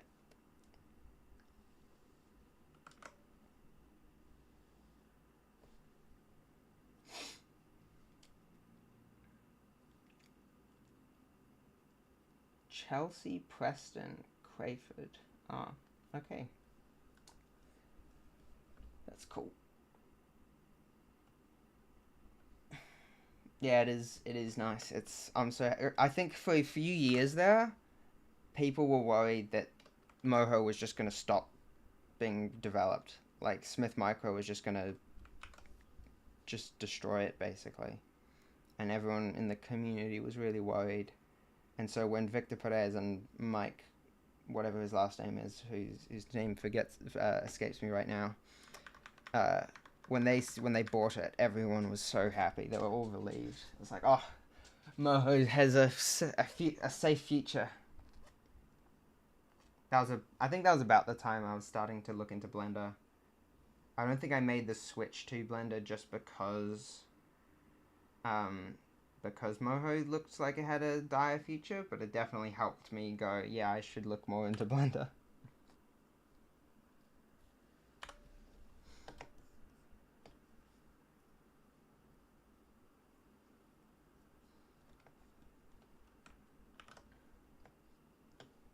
You like Moho more than Toon Boom, and it's cheaper, but the fact that there's no snap to bone layer hotkey is maddening. I think there might not be exactly that, but I think I know what you're talking about. When you like alt right click on a layer, it goes to the layer that you are hovering over.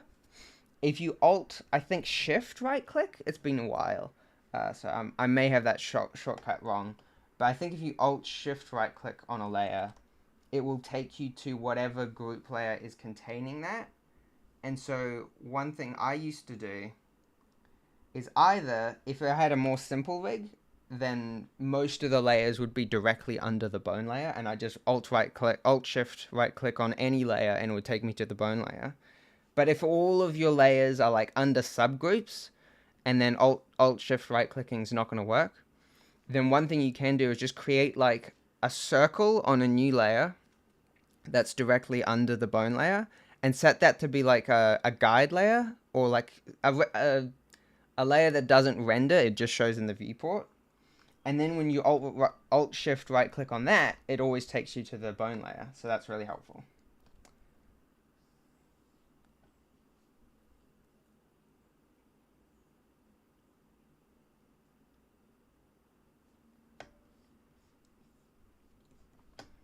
You came from excuse me. You came from a fine art background, so you can't draw anything without rotating. Yeah, that's fair enough. I I think I was talking about this earlier, and all the different drawing exercises that I had to do in my degree while studying animation. I feel like that really helped me kind of be able to draw a line from almost any angle, you know? And obviously some angles are still more comfortable, and I will rotate my canvas when it's necessary. But like most of the time, I am actually drawing from my shoulder, and I'm kind of able to just move my stylus in whatever direction I want. So I tend not to need to rotate all that often.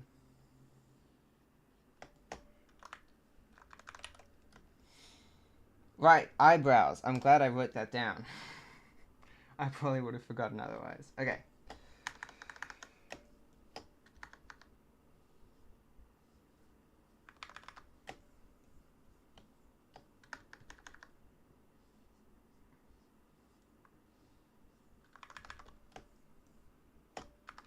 Done.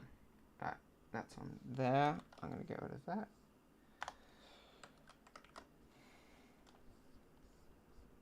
Alright, that's the sketch done. It's 3:30. Okay, cool. I've still got time.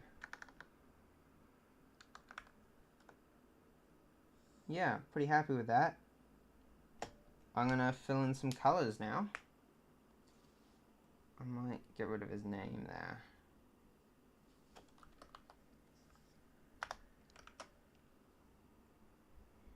Right, I'm going to go through each of these and group the layer.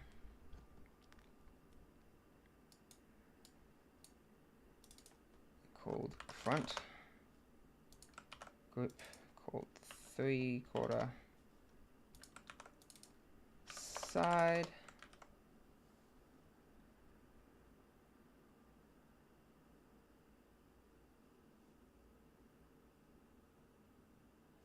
I think he started very early in Blender as well, 7 or 8 years ago, but he only really learned something like a year or two later. Thankfully, Blender 2.8 dropped and was much easier than 2.78.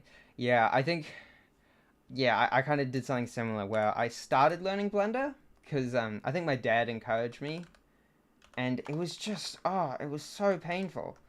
Um, I had no idea what I was doing. I mean, I think that's the case with any 3D software, but just at the time, I didn't know how to start. There were no donut tutorials. Like, what was I gonna do? So I kind of stopped for a bit, but then eventually I did pick it back up. I forget why though, but I'm glad I did. And I kind of got pretty into it. And then 2.8 dropped, and I was like, "Oh, this is so much better." It took a bit of time to get used to left click select, but it was nice nonetheless. Line, this is back 3/4.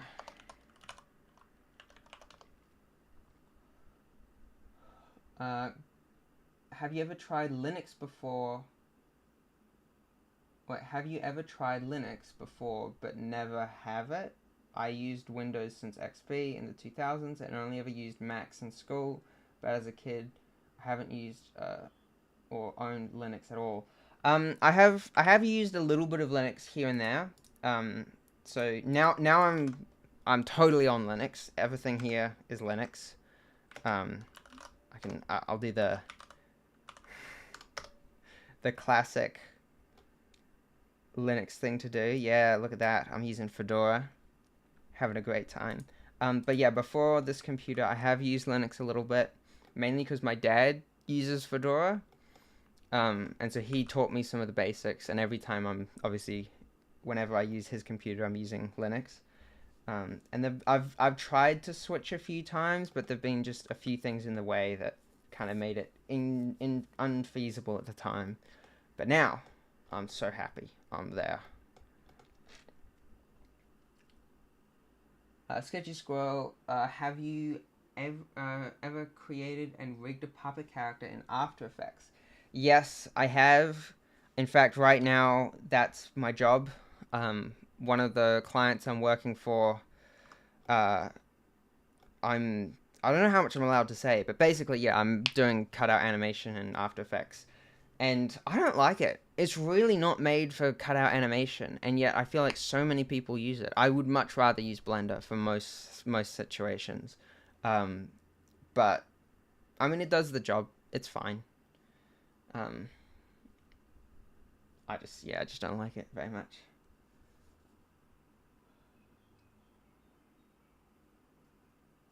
3:30 p.m. Yeah, exactly. I'm in New Zealand, so it's 3:30 p.m. on a Friday. Just to be able to not have wait, sorry. Just to be able to not have to click B for box selection is such bliss. But yes, the right and left click, the cursor placing, all that took a while to get used to. Yeah, that's fair enough. I still press B for box select. I know I don't have to, but I do. Yeah. It took so long to get used to the left click. I was like, who would left click select? It's so unintuitive. But now I'm like, no, I was dumb. Right click select just makes no sense.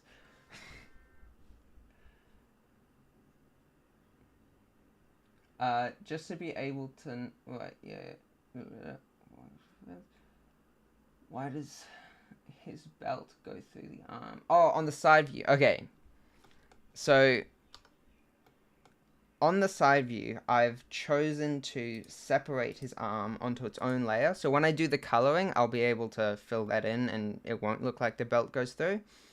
But, oh no, I did the thing on the wrong layer. I did the eyebrow on the wrong layer. Okay. No worries. So just on the side view, I want the arm separate so that I can kind of turn it off and on. Kind of helps with the rigging, in my opinion, sometimes. I mean, sometimes not. I think if I was doing it in 3D, it would be more helpful than it is, but for some reason, I just like to have the arms separate on the side view.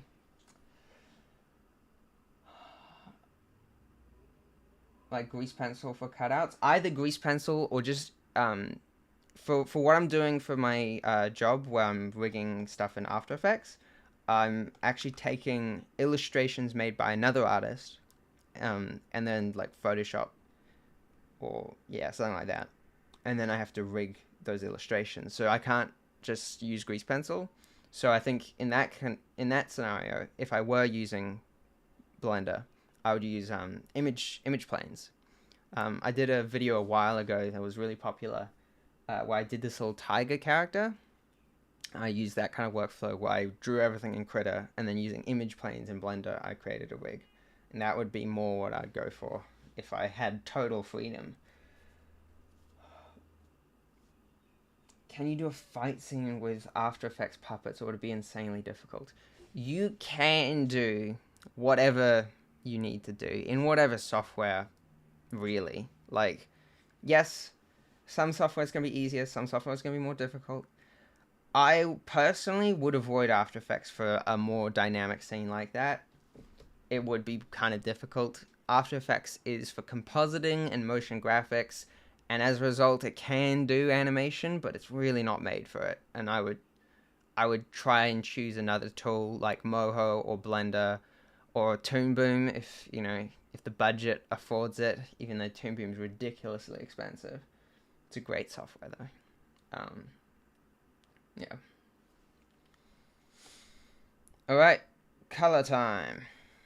First, we need just like a matte, as the cool kids call it, where I'm going to select the outside,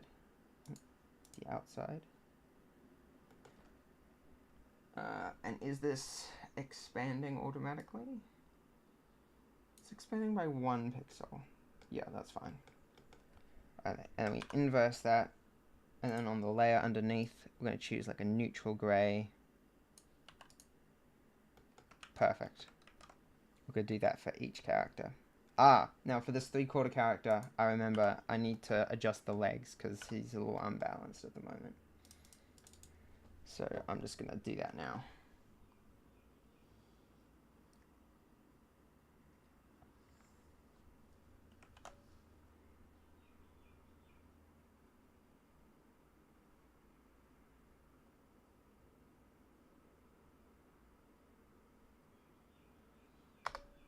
There we go. Now let's fix up what I've left behind. The little mess that we've created here. Oh, still on that grey colour. Gonna go back to black.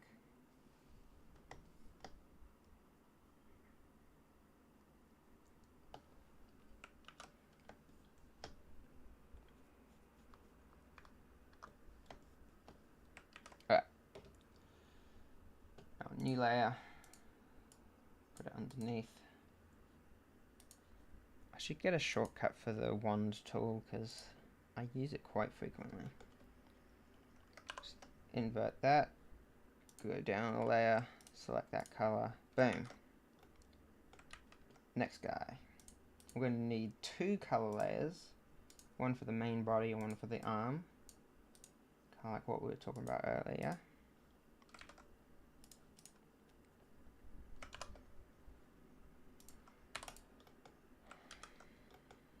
How long's this stream been going for? About 2 hours. Alright, that's pretty reasonable. Let's keep going.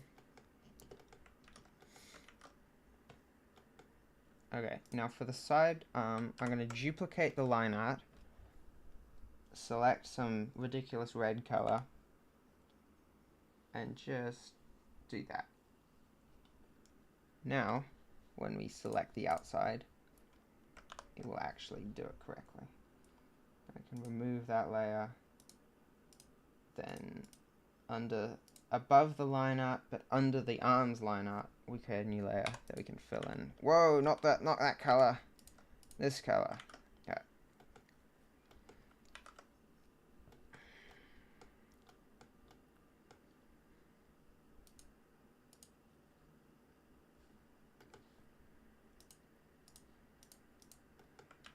I do need a shortcut. What do I do? So this is contiguous selection tool. Okay, I'm gonna go settings, configure critter, keyboard shortcuts,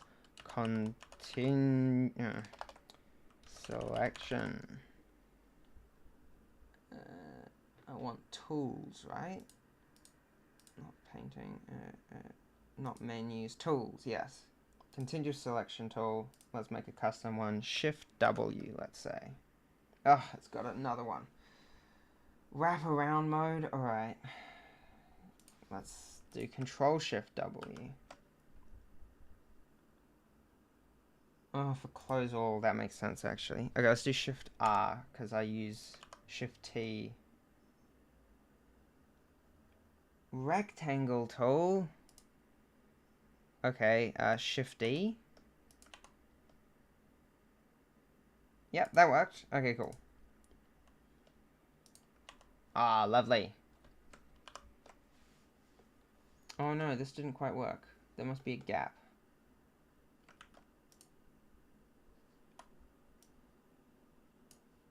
Yeah, there must be a gap in the body.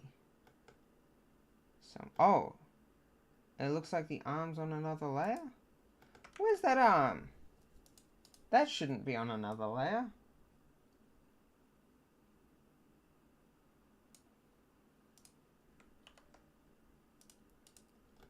Okay. Shift D.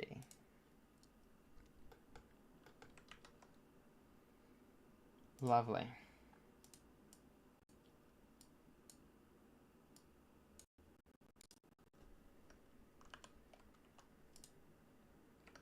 Groovy. Last one. Oh, where is it? Oh, wait. Oh, I see. I had the line art for the arm of the back 3/4 view on the same layer as the line art for the back view. So I'm just going to cut and paste that onto a new layer.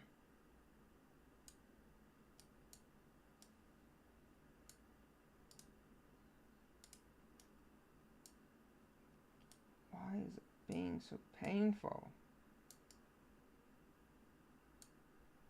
Okay, there we go. Now I'll group that. Call that the back.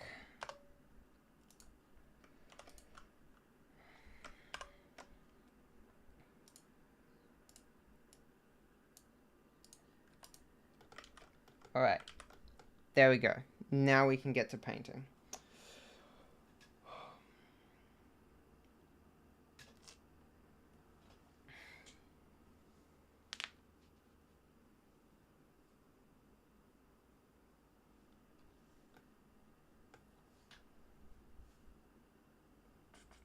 Have you tried Adobe Animator or Cartoon Animator? That has 360 workflow more baked into the software itself. Also, I asked about time because it's midnight for me. I wasn't expecting a 15-hour difference. Yeah, wow, midnight. You should probably be going to bed. I guess it depends on your sleep schedule. Do what you like. But yeah, I want to develop a 360 workflow in Blender because Blender's open source, and I love open source. Adobe sucks, in my opinion. Even when they make good software, which honestly isn't actually all that often. Usually their software's kind of okay. It's still their business practices. I just can't get behind, you know? So I don't really want to use Adobe Character Animator, especially because Adobe Character Animator is more like you create a 360 character, right? And then it uses like mocap to animate, and that's cool. That's cool and all. You know, if that's what your project needs, that's great. In fact, I think I saw a YouTube video a while ago where someone was using Adobe Character Animator to create their own TV show.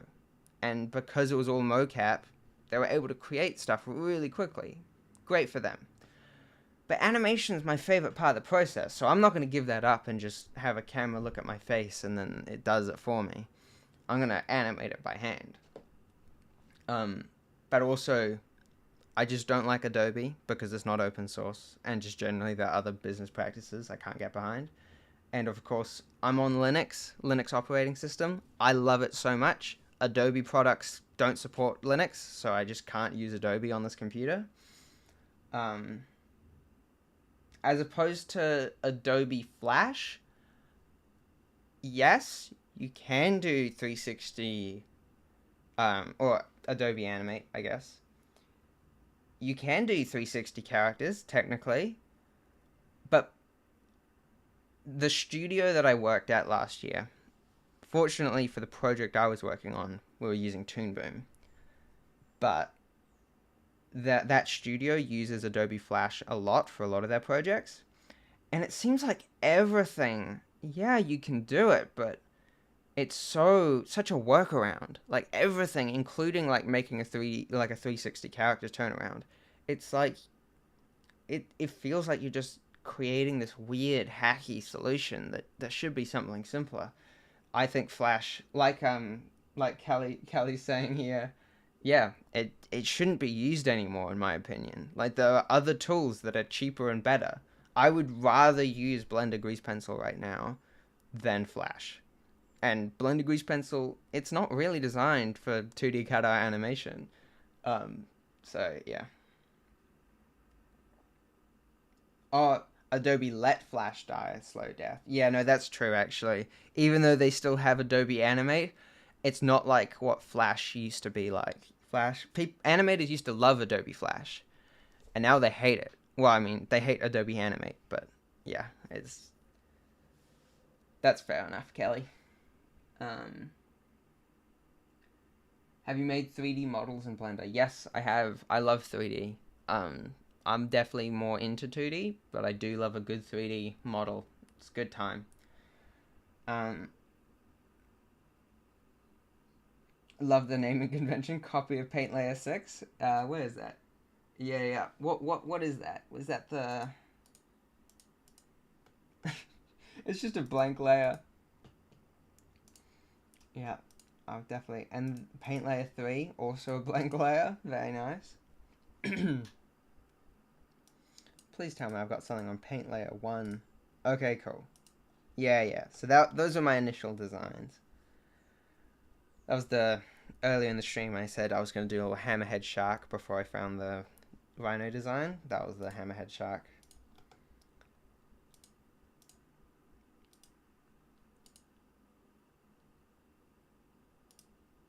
Alright. Alright, there we go. Alright. Right, yes, colors. Is there anything else people are saying?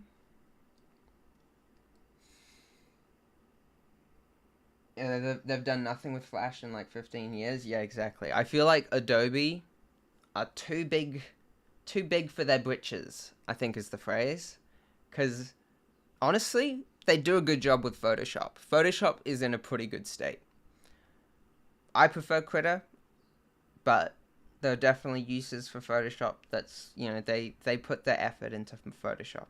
But then all their other Adobe products, like Animate and all the things, they just don't develop at all.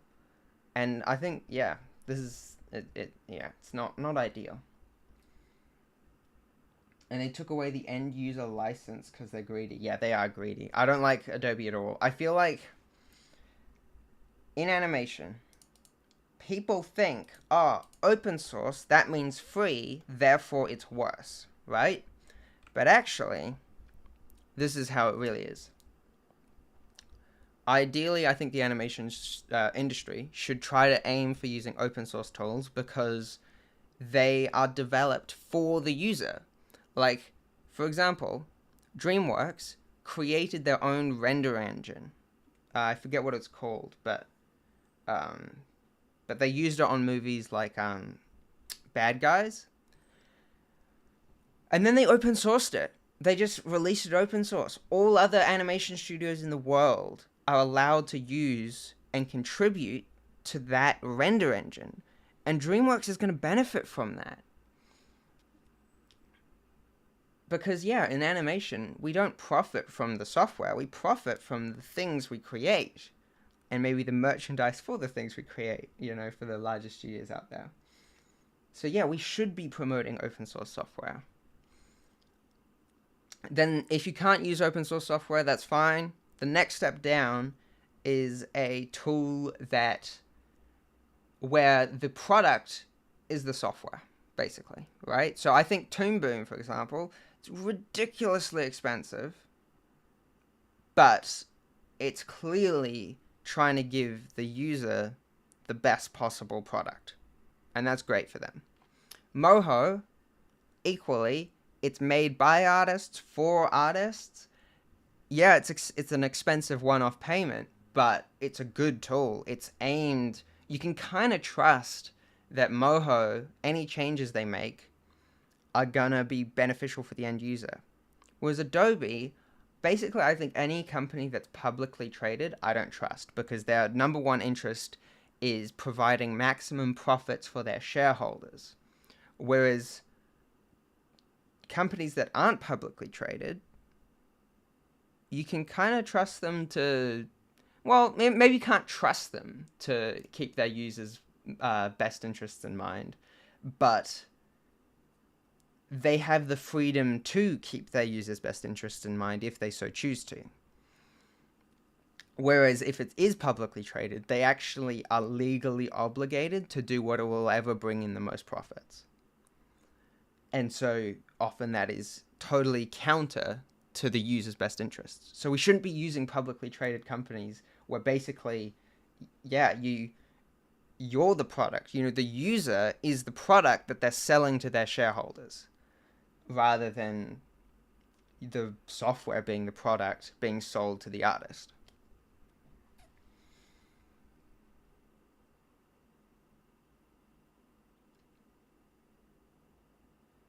Sorry about the little tangent there. Got a little carried away.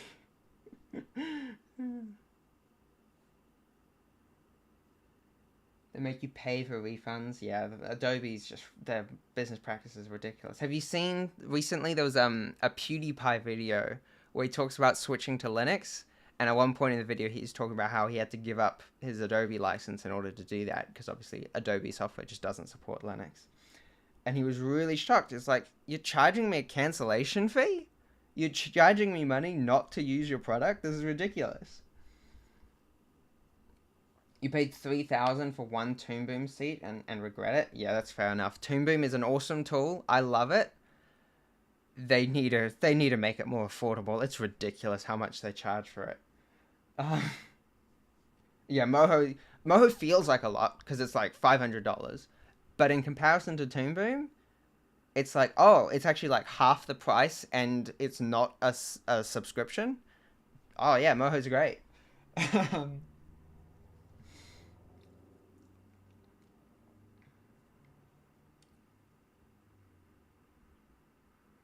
Plus, it saves them a lot of money for movie budgets from using Adobe and Autodesk subscription. Yeah, yeah. You feel like Toon Boom is the Houdini of 2D, or is it just a bad analogy from my part? Not sure. I honestly, I haven't used Houdini, so maybe I don't know. But from what I do know about Houdini, I think that's a pretty good analogy, because it sounds to me like Houdini's really, really good at what it does, and that's mainly simulation stuff, but it's like all sorts of 3D visual effects stuff. But it's super expensive. Like, with, compare that to like Maya, where, yeah, it does the job. It's really good, but it's totally overpriced. It sounds like Houdini's more like, yeah, you're getting the best product on the market, and it's going to be really expensive because you're paying for that. Whereas Blender's like this miracle where it's like, it's as good as Maya, if not better, arguably. And it's totally free? What? How's that even possible? Sketchy Scroll, when I'm doing a head turn in Moho, or like a body turn, how do I make sure a layer is behind another object so it can't be seen even if it's on a higher layer up? Right. I think you got a few options. I think generally I would make sure that on the bone layer that contains it all, you have like animated layer order checked, so that you can actually move them throughout the timeline. And so for example, if you have one layer that's above and then you turn the body and now you want it below, you can actually animate that in Moho. So long as in the top layer, in the group layer or the bone layer, you have animated layer order checked. Another option is, I think somewhere in the settings, you can also say, actually don't use the layer order in the layers to define what's visible in what order, but like its actual 3D position relative to the camera. So you can set it up that way, and then as you're turning it, you just move the different elements in 3D space. And then, of course, your last resort is, if none of those work, you can use some weird masking technique in Moho, and you'll get it looking like it's behind, even though it's technically not. You know, that sort of thing.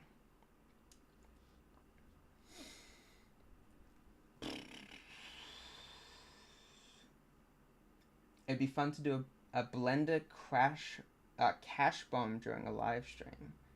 Oh, do you mean like where if we had like a lot of people watching, we'd all give money to Blender? I don't know if they'd notice that, but it'd be cool. Cash bomb during a live stream. Yeah, I don't know exactly what you mean. Yeah, no worries, Kelly. Any time. All right, I'm gonna start making some colors for this guy. I think I want kind of pastel, almost muted colors.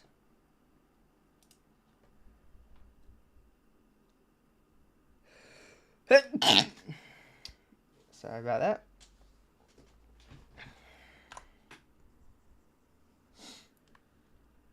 I think that looks nice. That's a nice color.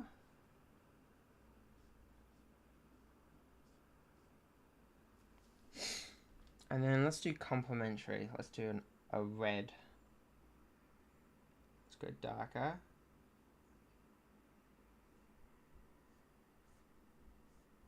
Yeah, I like these colors.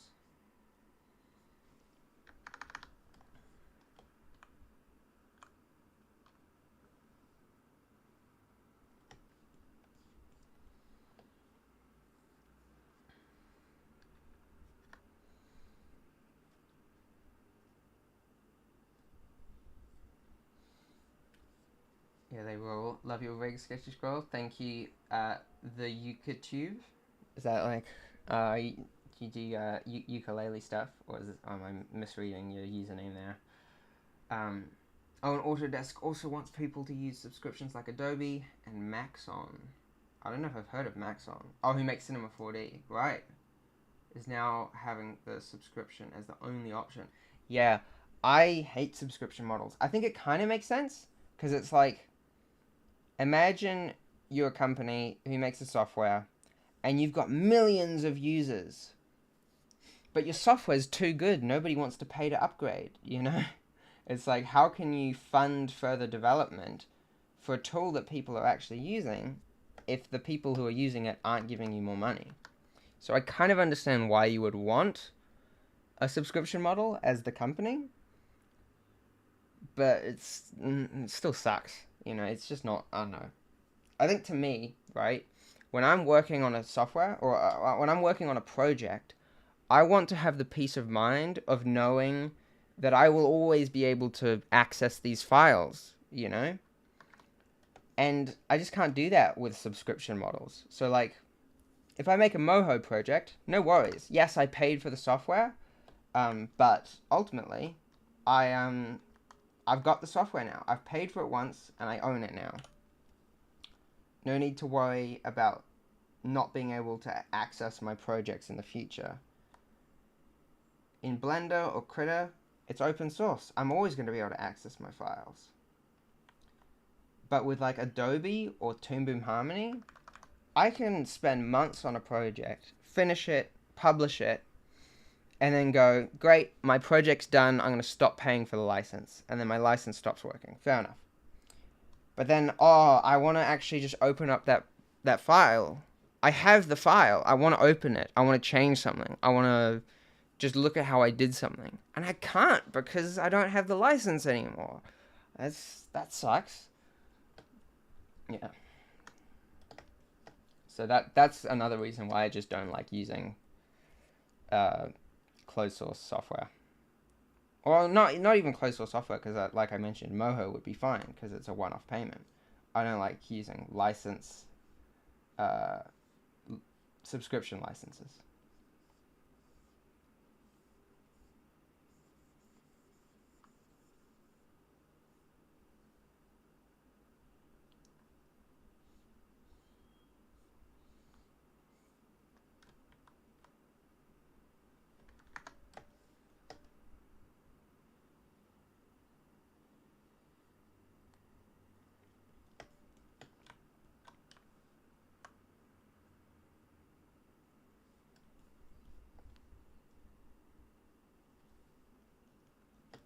Okay, I need some sort of color for the belt. I'm thinking just black or like gray. Yeah.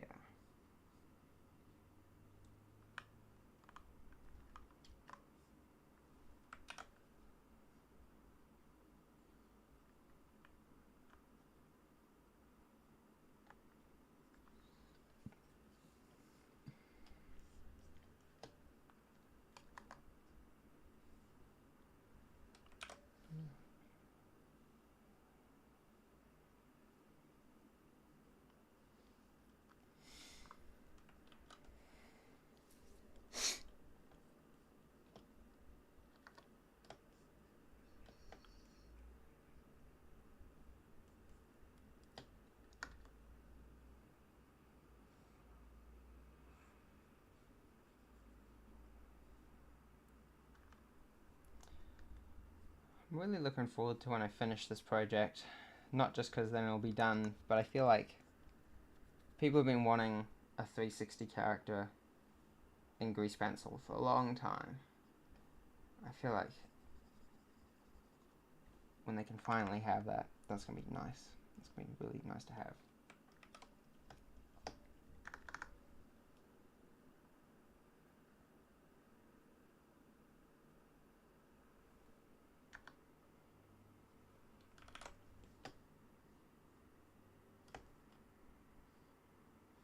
I'm kind of designing these colors to be in the shadow, almost. Like, this isn't really the local color of the objects I'm painting. It's the shadow color. It's the ambient light, you know? And that way, when I'm like compositing an animation, I can add actual light using like a fancy blending mode. Something along those lines. And hopefully that'll look really nice.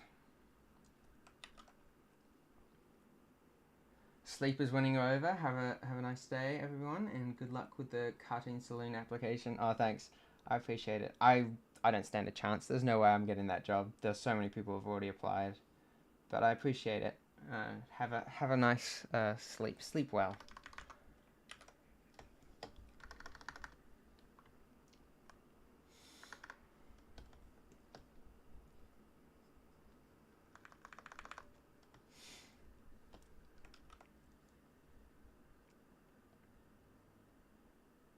Pretty happy with these colors.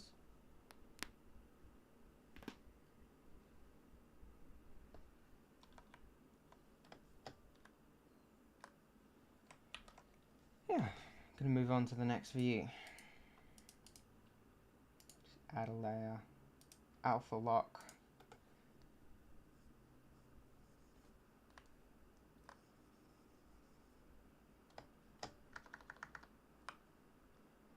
One thing I'm gonna need to do that I don't usually do before I start rigging is I'm gonna have to create some sort of like big list of hands to draw, because it's gonna be kind of a pain to draw new hands on the fly. So I gotta make sure that the hands that are already in the rig cover like 90% of the use cases, you know? It's gonna take some time, but it'll be worth it in the end.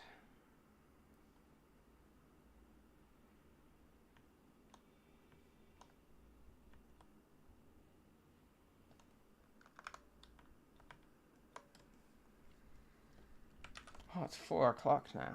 Alright, no worries.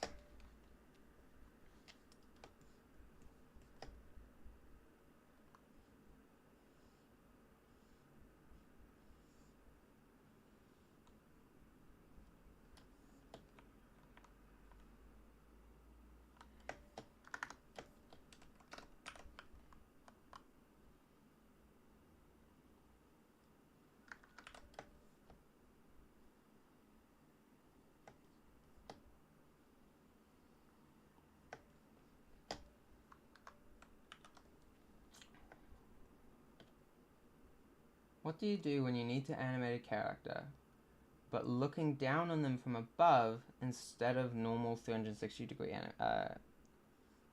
view? So this is tricky, right? Because The benefit of using a rig rather than like frame by frame animation is it's just so much faster, right? But the cost of that is it does tend to be more limited. And for this character, I'm making it extra limited but extra streamlined.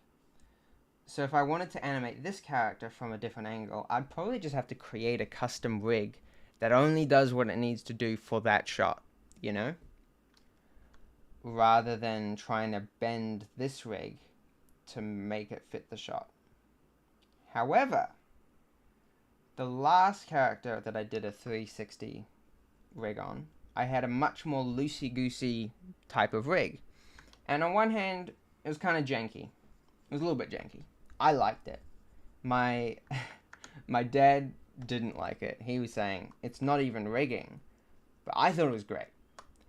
And in that scenario, you can kind of just move, like, if you draw a rough drawing of what you want the pose to look like from the kind of top-down view, and then you kind of just move the bones into place, it'll look like 50% there, but the grease pencil drawings will look really messed up.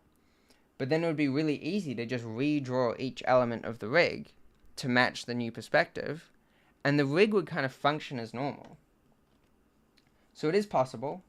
It just depends on the type of rig you're doing, and also how exactly what angle you're using, what does the character actually need to do in that shot, you know, that sort of thing. Because maybe even then it would be easier to just create a custom rig for that shot. Like,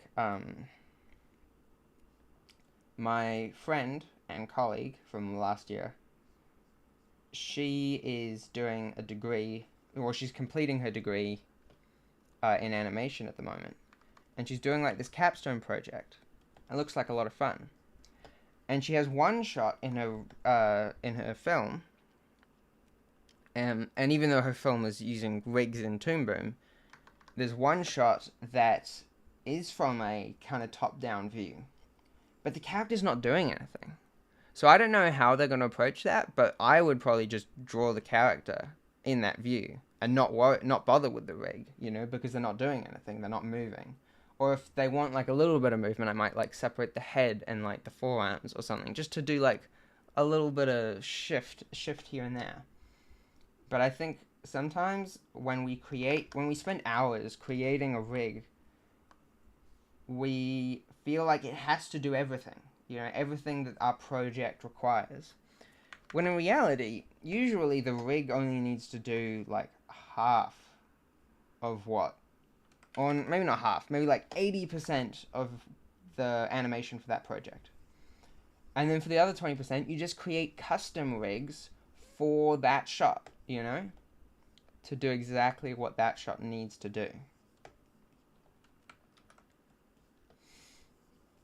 Hope that's helpful.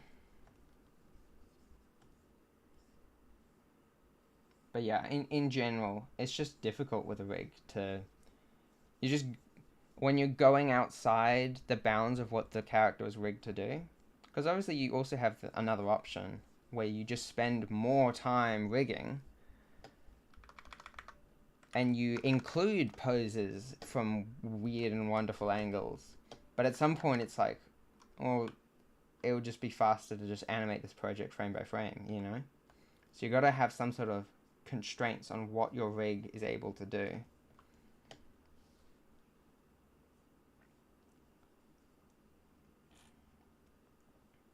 That helps, just wasn't sure how to approach it. I'm glad to be of help.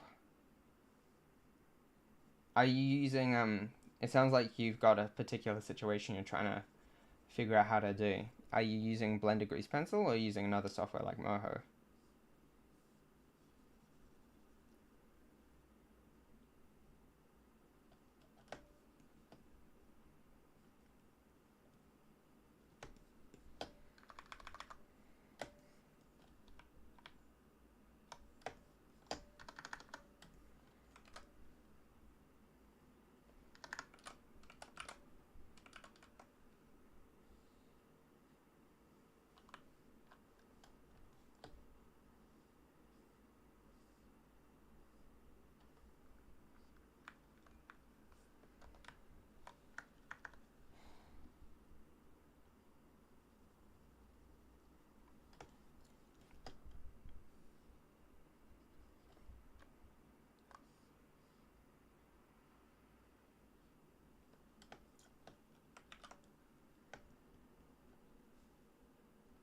I'm trying to use Blender Grease Pencil, so it's not going great. Plus my computer broke, so everything's on hold. Yeah, that's. I think it's tough with Grease Pencil at the moment, just because there's not a lot of resources on how to go about doing cutout animation. Obviously, it also sucks that your computer breaks. You know, that's never good. But yeah, it's difficult when there's just not a lot of information out there. Because, like, for example, I mentioned earlier that I would actually rather use Grease Pencil for cutout animation than Flash or Adobe Animate. And that seems mad, because clearly Grease Pencil's not made for cutout animation, but Flash obviously is, because, you know, you've got all these TV shows that are made with it. But after using Flash, I'm like, actually, just because TV shows are made with it doesn't mean it was designed for it. Flash is not a good tool for cutout animation. But it's really approachable because you know that other people have done it and succeeded. So you know, okay, there is a solution. There's a way to do this. I don't need to worry about being like the first one to ever try. But of course, yeah, it's just hard. It's tough. I don't know if I'm allowed to show you this, but I'm gonna try anyway. I'm going to find a project that I recently did as a project that I recently did in Blender Grease Pencil, and it was professional. Like, it was a freelance job, and you know, it was good. So this took me about 3 weeks of work, and it's about almost 4 minutes long. It's really simple. It's pretty intense subject matter. It's about like drug addiction and such. But like, yeah, I had a lot of fun animating this, and I used this kind of 360 character rig. In fact, if I go to a previous scene, yeah, I had a lot of fun animating this dance scene where he does a little spin there. So yeah, that spin I was able to do because I set up this kind of interesting 360 rig. It was kind of janky, but it worked. Anyway, I had a lot of fun with that project. But I think, because nobody's really done a lot of cutout animation with Grease Pencil before, the people who hired me were really surprised. They were like, "Oh, you're using Blender? I didn't know it could do that." You know, and I'm glad I could. I'm glad I could impress. In fact, it was this project was based on previous projects that they'd hired another animator to do. And at the end, the person who hired me said, "Yeah, you did a really good job considering the time constraints you had. You were able to make something that was even better than what the previous animations looked like." So I was really, really happy to hear that, especially because it didn't even cost them a cent in regards to software licenses, because it was all Blender Grease Pencil. I don't know if I was allowed to show you that. Hopefully I was. I didn't sign anything, so I should be in the clear legally.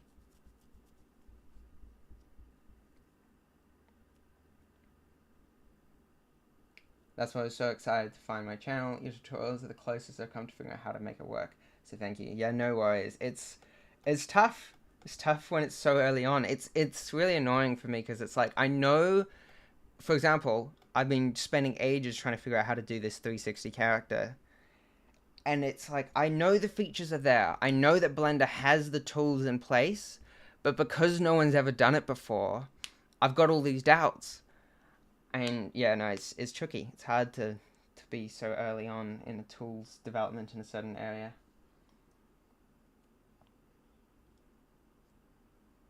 It's really wonderful that you also share your learnings here. Thank you. Yeah, no worries, Kevin. I love it. In fact, there's I started my YouTube channel uh, when I was about 12 years old, which is about when I started animating. And at first, it was just a place for me to just put my work to show my learning, right? And even though a lot of it's really, really bad, like really, really bad, I've chosen not to hide any of it on my channel, so you can actually go back and watch all my old videos, see how bad I was. And that's really it, is I want to show people the learning process. And so whether that's me making a tutorial on a process that I developed, like with my SmartBones add-on or something like that, or if it's just showing off where I'm currently at with my animation ability, I kind of do want to spend my time on my YouTube channel sharing my learning, and hopefully other people will learn alongside as a result of my sharing. Yeah.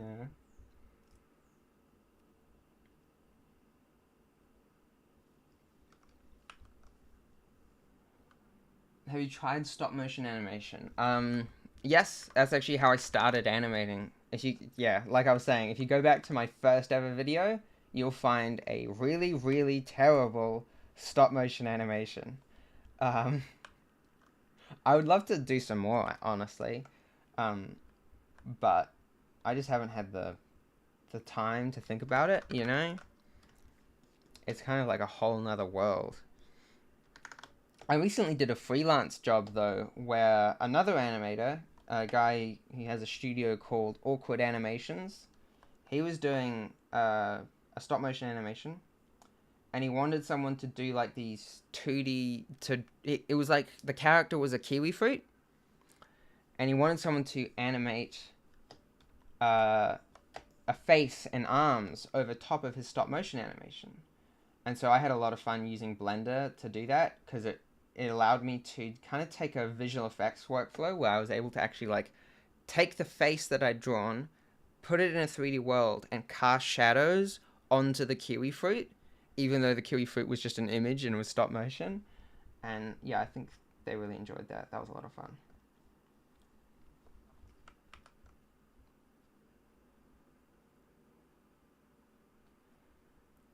Maybe we'll do a full course one day. Um, yeah, maybe. Maybe. Here's the thing, right? Like I was saying about how I like to work by I want my YouTube channel to kind of be just sharing my own learning process. That kind of means that I'm always showing how to do things that I've only just figured out, you know? And I don't know if I ever feel comfortable making a full course like that, because if it's something I've just figured out, there might be a better way to do it. And so if I spend like 6 months creating a course, by the end of that 6 months, I'm bound to have found a better way to do things, and so it'll just never come out. You know, I'll just keep updating it and trying to and creating new workflows. I'd also especially feel especially if I know that there might be a better way to do things, I'd feel especially weird about charging for a course. You know, it's like, oh yeah, pay money to hear me tell you how to do something, even though there's definitely a better way to do it. I don't know. I don't feel totally comfortable. But maybe one day I'll reach a point where I feel like I'm confident. Maybe my workflow hasn't changed very quickly or for enough time, and I'll feel confident that, yeah, no, the way I'm doing things now is the best way to do things. And then I might make a course and maybe even charge for it, because you got to eat. You've watched your video of the face rig about 200 times. Yeah, thanks. I'm glad it's been helpful, or at least maybe if it was more helpful, you'd only have to watch it once. But yeah, no, I'm glad that you think it's worth watching so many times.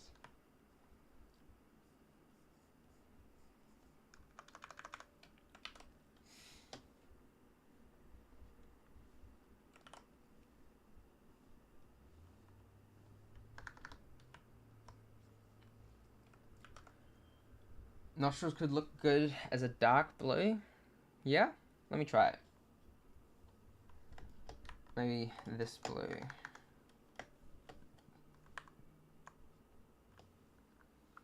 What do you guys think?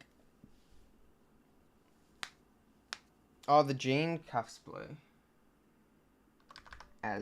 So like this color. Oh yeah, I like that. I like that a lot. I'm gonna go back through, change that color.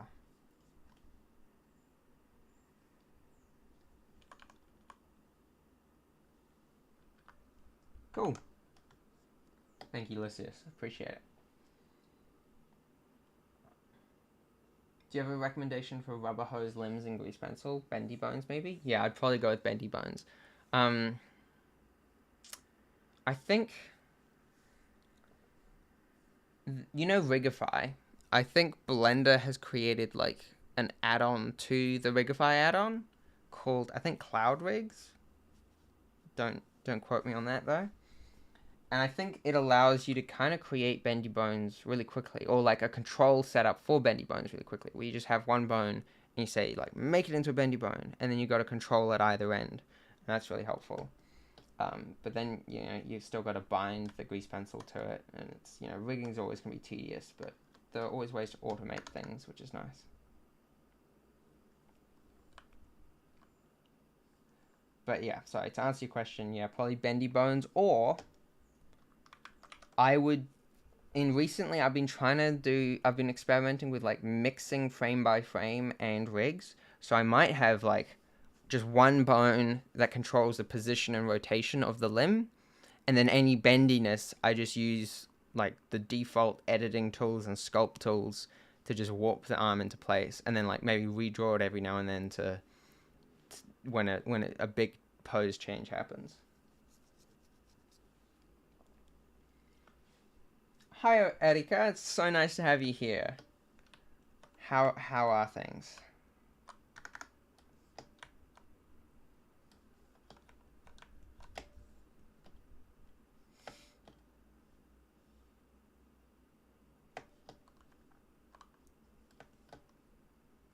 I hope you're doing well.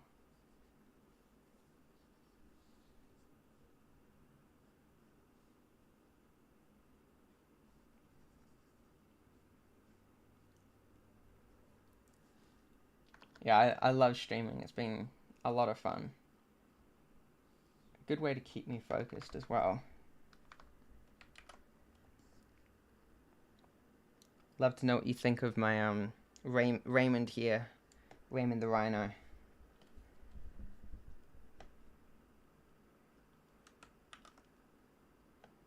Nice switching to Blender. I'm glad to hear it.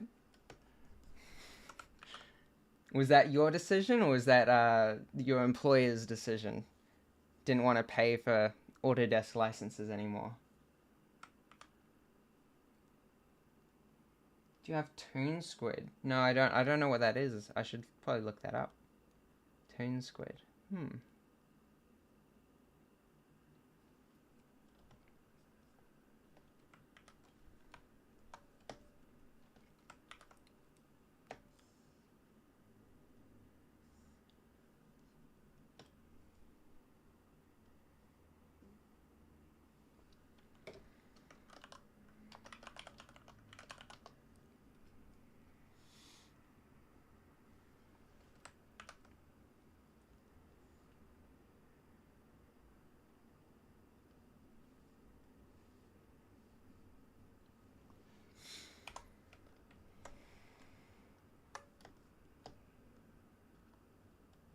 Studio choice, but you didn't fight it. Yeah, fair enough.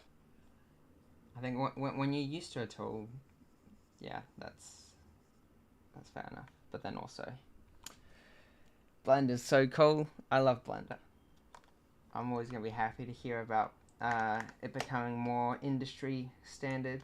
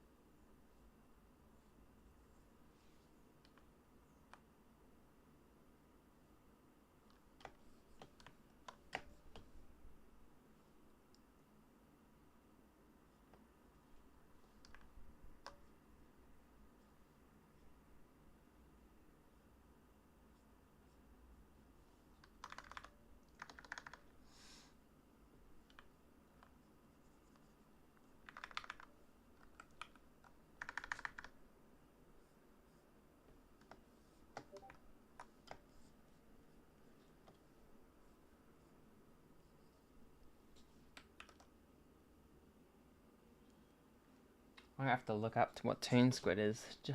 Please hold while I just look up this interesting software.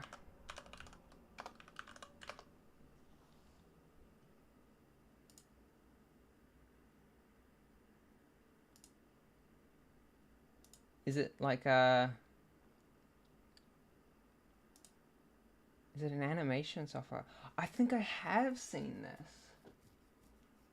I'm gonna just look something up real quick. Is Toon Squid open source?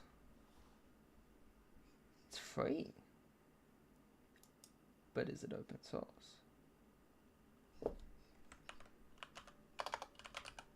It is open source. Okay, I'll probably check that out then. Oh, it's an iPad app. Okay, I don't have an iPad. I would never use an Apple product. Ew, gross. No, Apple's fine. But, you know, if it's only for iPad, I won't be able to do that.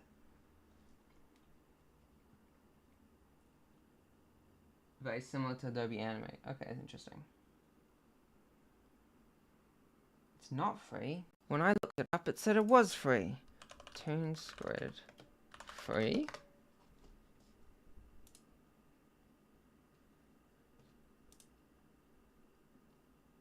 Oh, you're right. It says it's $10.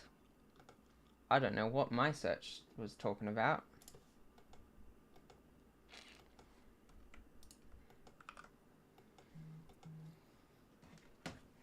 $10 is pretty good for if it's actually comparable to Adobe Animate.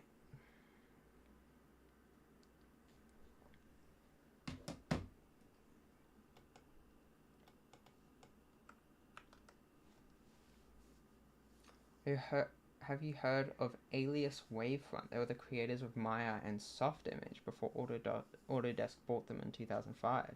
No, I haven't. Do you know if they've been doing anything recently? Because, you know, Maya, it's still a good tool. If only it wasn't run by such an awful company.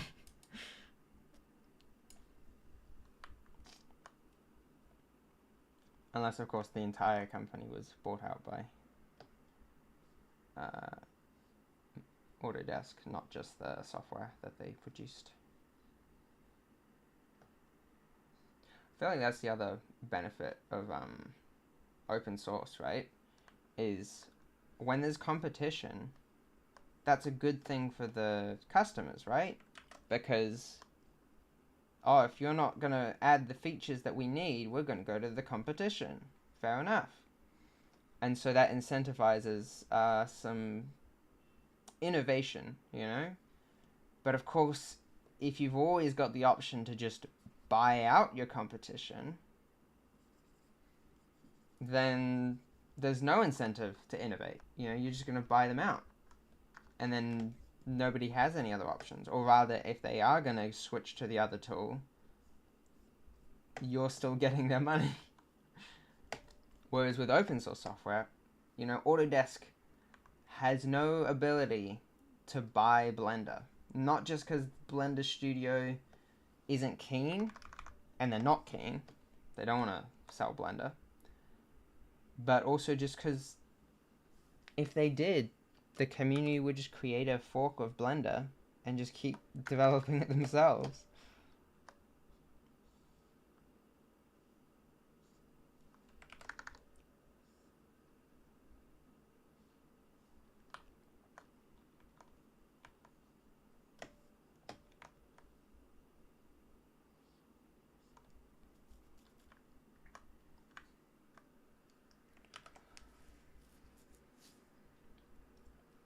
What's their name? It's Raymond the Rhino.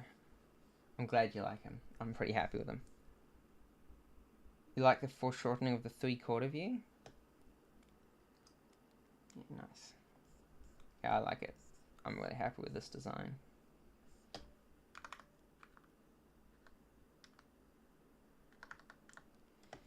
think we're almost there with this design. Just gotta do a few more things on this view.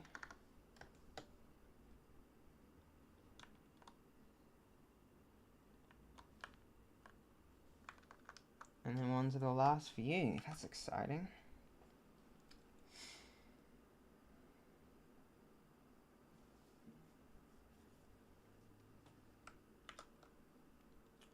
this is just for reference, you won't be rigging this right. I will, yes and no, I don't, depending on what you mean by that. So yes, this is just a reference, I'm just doing this in Krita, but then I am going to take this image and recreate it using Blender Grease Pencil, and that I'm going to rig. I probably don't need to go so all out with the colors and such if I'm just going to, if it's all going to be in Grease Pencil anyway. But yeah, no, this is just the character model sheet, just the turntable, whatever you want to call it.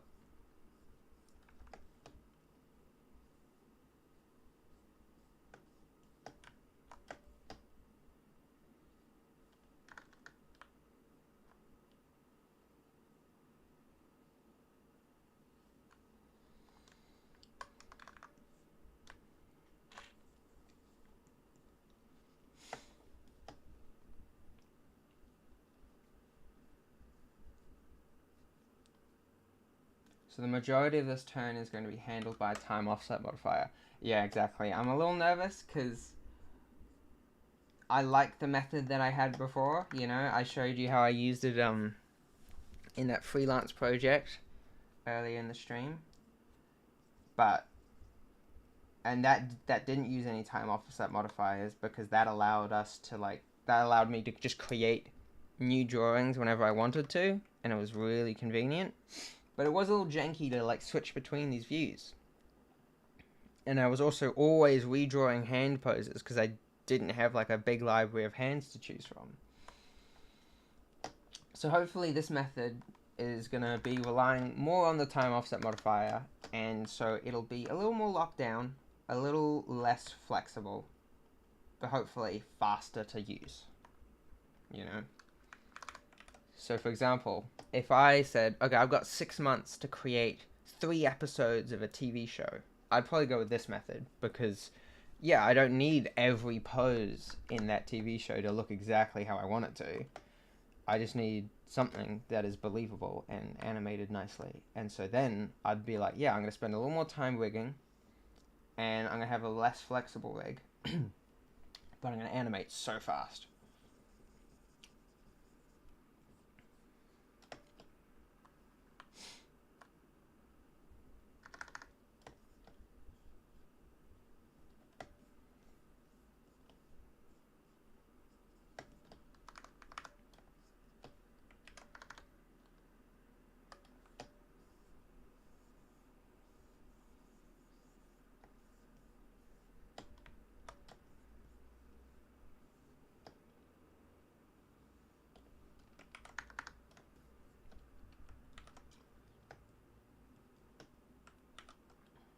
So how do you break out of a rig that uses time offset modifier when you want to go hand drawn, e.g. the hand poses that you mentioned? Okay, so I've got 2 ideas. Basically, the first method is basically you just add a new drawing to the library, right? And it's really tedious because you have to figure out you have to disable the time offset modifier, draw your new pose, bring it back to the end of all the poses at the beginning of the timeline, re-enable the time offset modifier, and then whatever you're using to control the time offset modifier, you have to set it to show the new drawing. So you can add new drawings as you go, but it's really tedious. That's not ideal. The other method is for every grease pencil object, you have 2 layers. One is influenced by the time offset modifier, and the other one isn't. And then you have another control that switches the visibility of those layers. So you're either on the really locked down time offset modifier layer, or you're on the super flexible, just draw what you want layer. And both layers are parented to the same bone. And so it really, it's the same object. But for example, if I had this massive library of hand poses, I could switch between them using the time offset modifier. But if it just didn't have the pose I needed, I could then just toggle to the second layer and draw all the poses I want to, all the custom poses rather, and then switch back when I want to go back to the default poses. It's still a little janky, but hopefully it will give me just the right balance of flexibility and speed.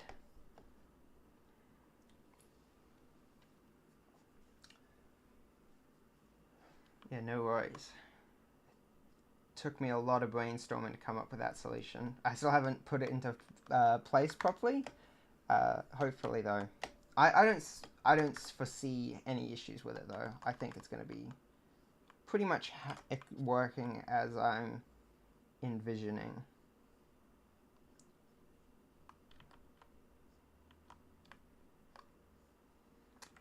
Famous last words, as they say. You know, what could go wrong? She'll be right.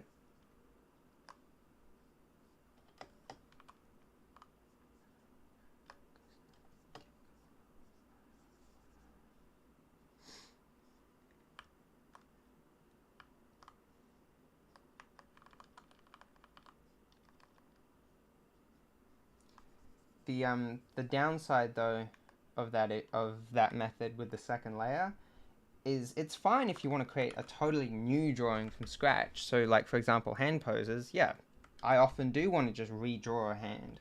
So that's perfect for that. But sometimes I want to modify a drawing that's already there. And that's a bit more tedious because then you got to go to the time offset modifier, figure out what frame it's displaying, copy that frame onto the second layer, and then edit it. It's a bit of a pain, but it should be still not too bad. All right, there we go. I'm gonna crop it down a little bit just to fit it nicely. And in fact, I'm gonna extend it downwards a bit. Ooh. In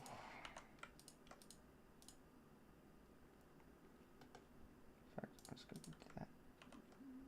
Okay. And down here, I'm gonna write big and fancy, Raymond. Where's the middle? That's not the middle. I'll just use a ruler. Please tell me it's gonna snap. Oh, do I even have this? Oh, I've locked the rulers. Lock guides. Okay. Please snap. Oh, you're not gonna snap. Oh, that's really annoying. I'll just eyeball it. There we go. Oh, where'd it go? Right. Cool. Sounds like an add-on to make. Yeah, I've thought about that. I really have. And I'm not much of a programmer, so I tried to use ChatGPT. And what I discovered was basically ever since Grease Pencil updated to Grease Pencil 3,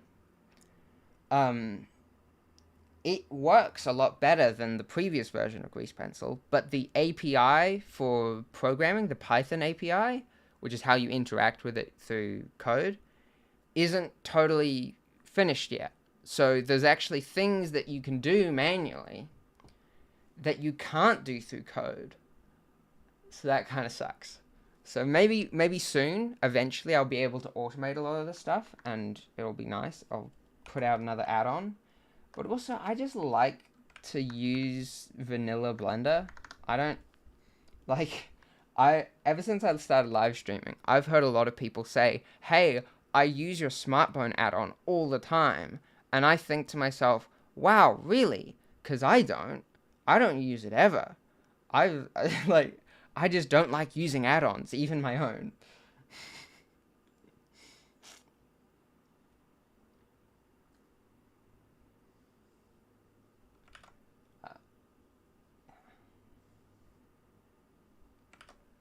I'm gonna look up swirly fonts.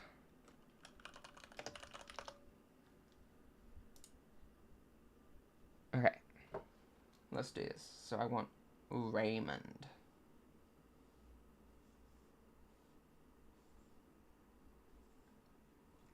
Done like that.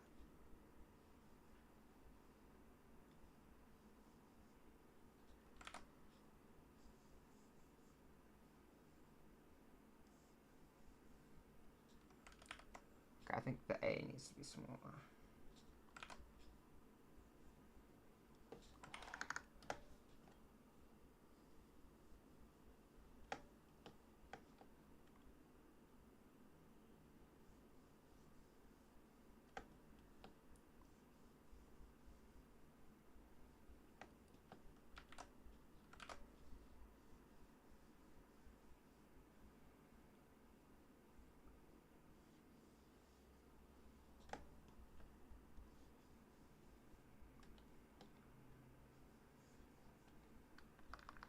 Alright, good enough. Pretty... It's fine. That's Raymond. There we go.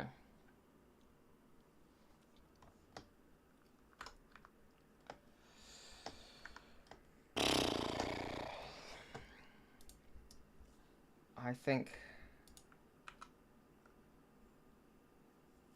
you could navigate Blender without add-ons, but that's probably because my add-ons are to make it behave like Maya. Yeah, that's fair enough.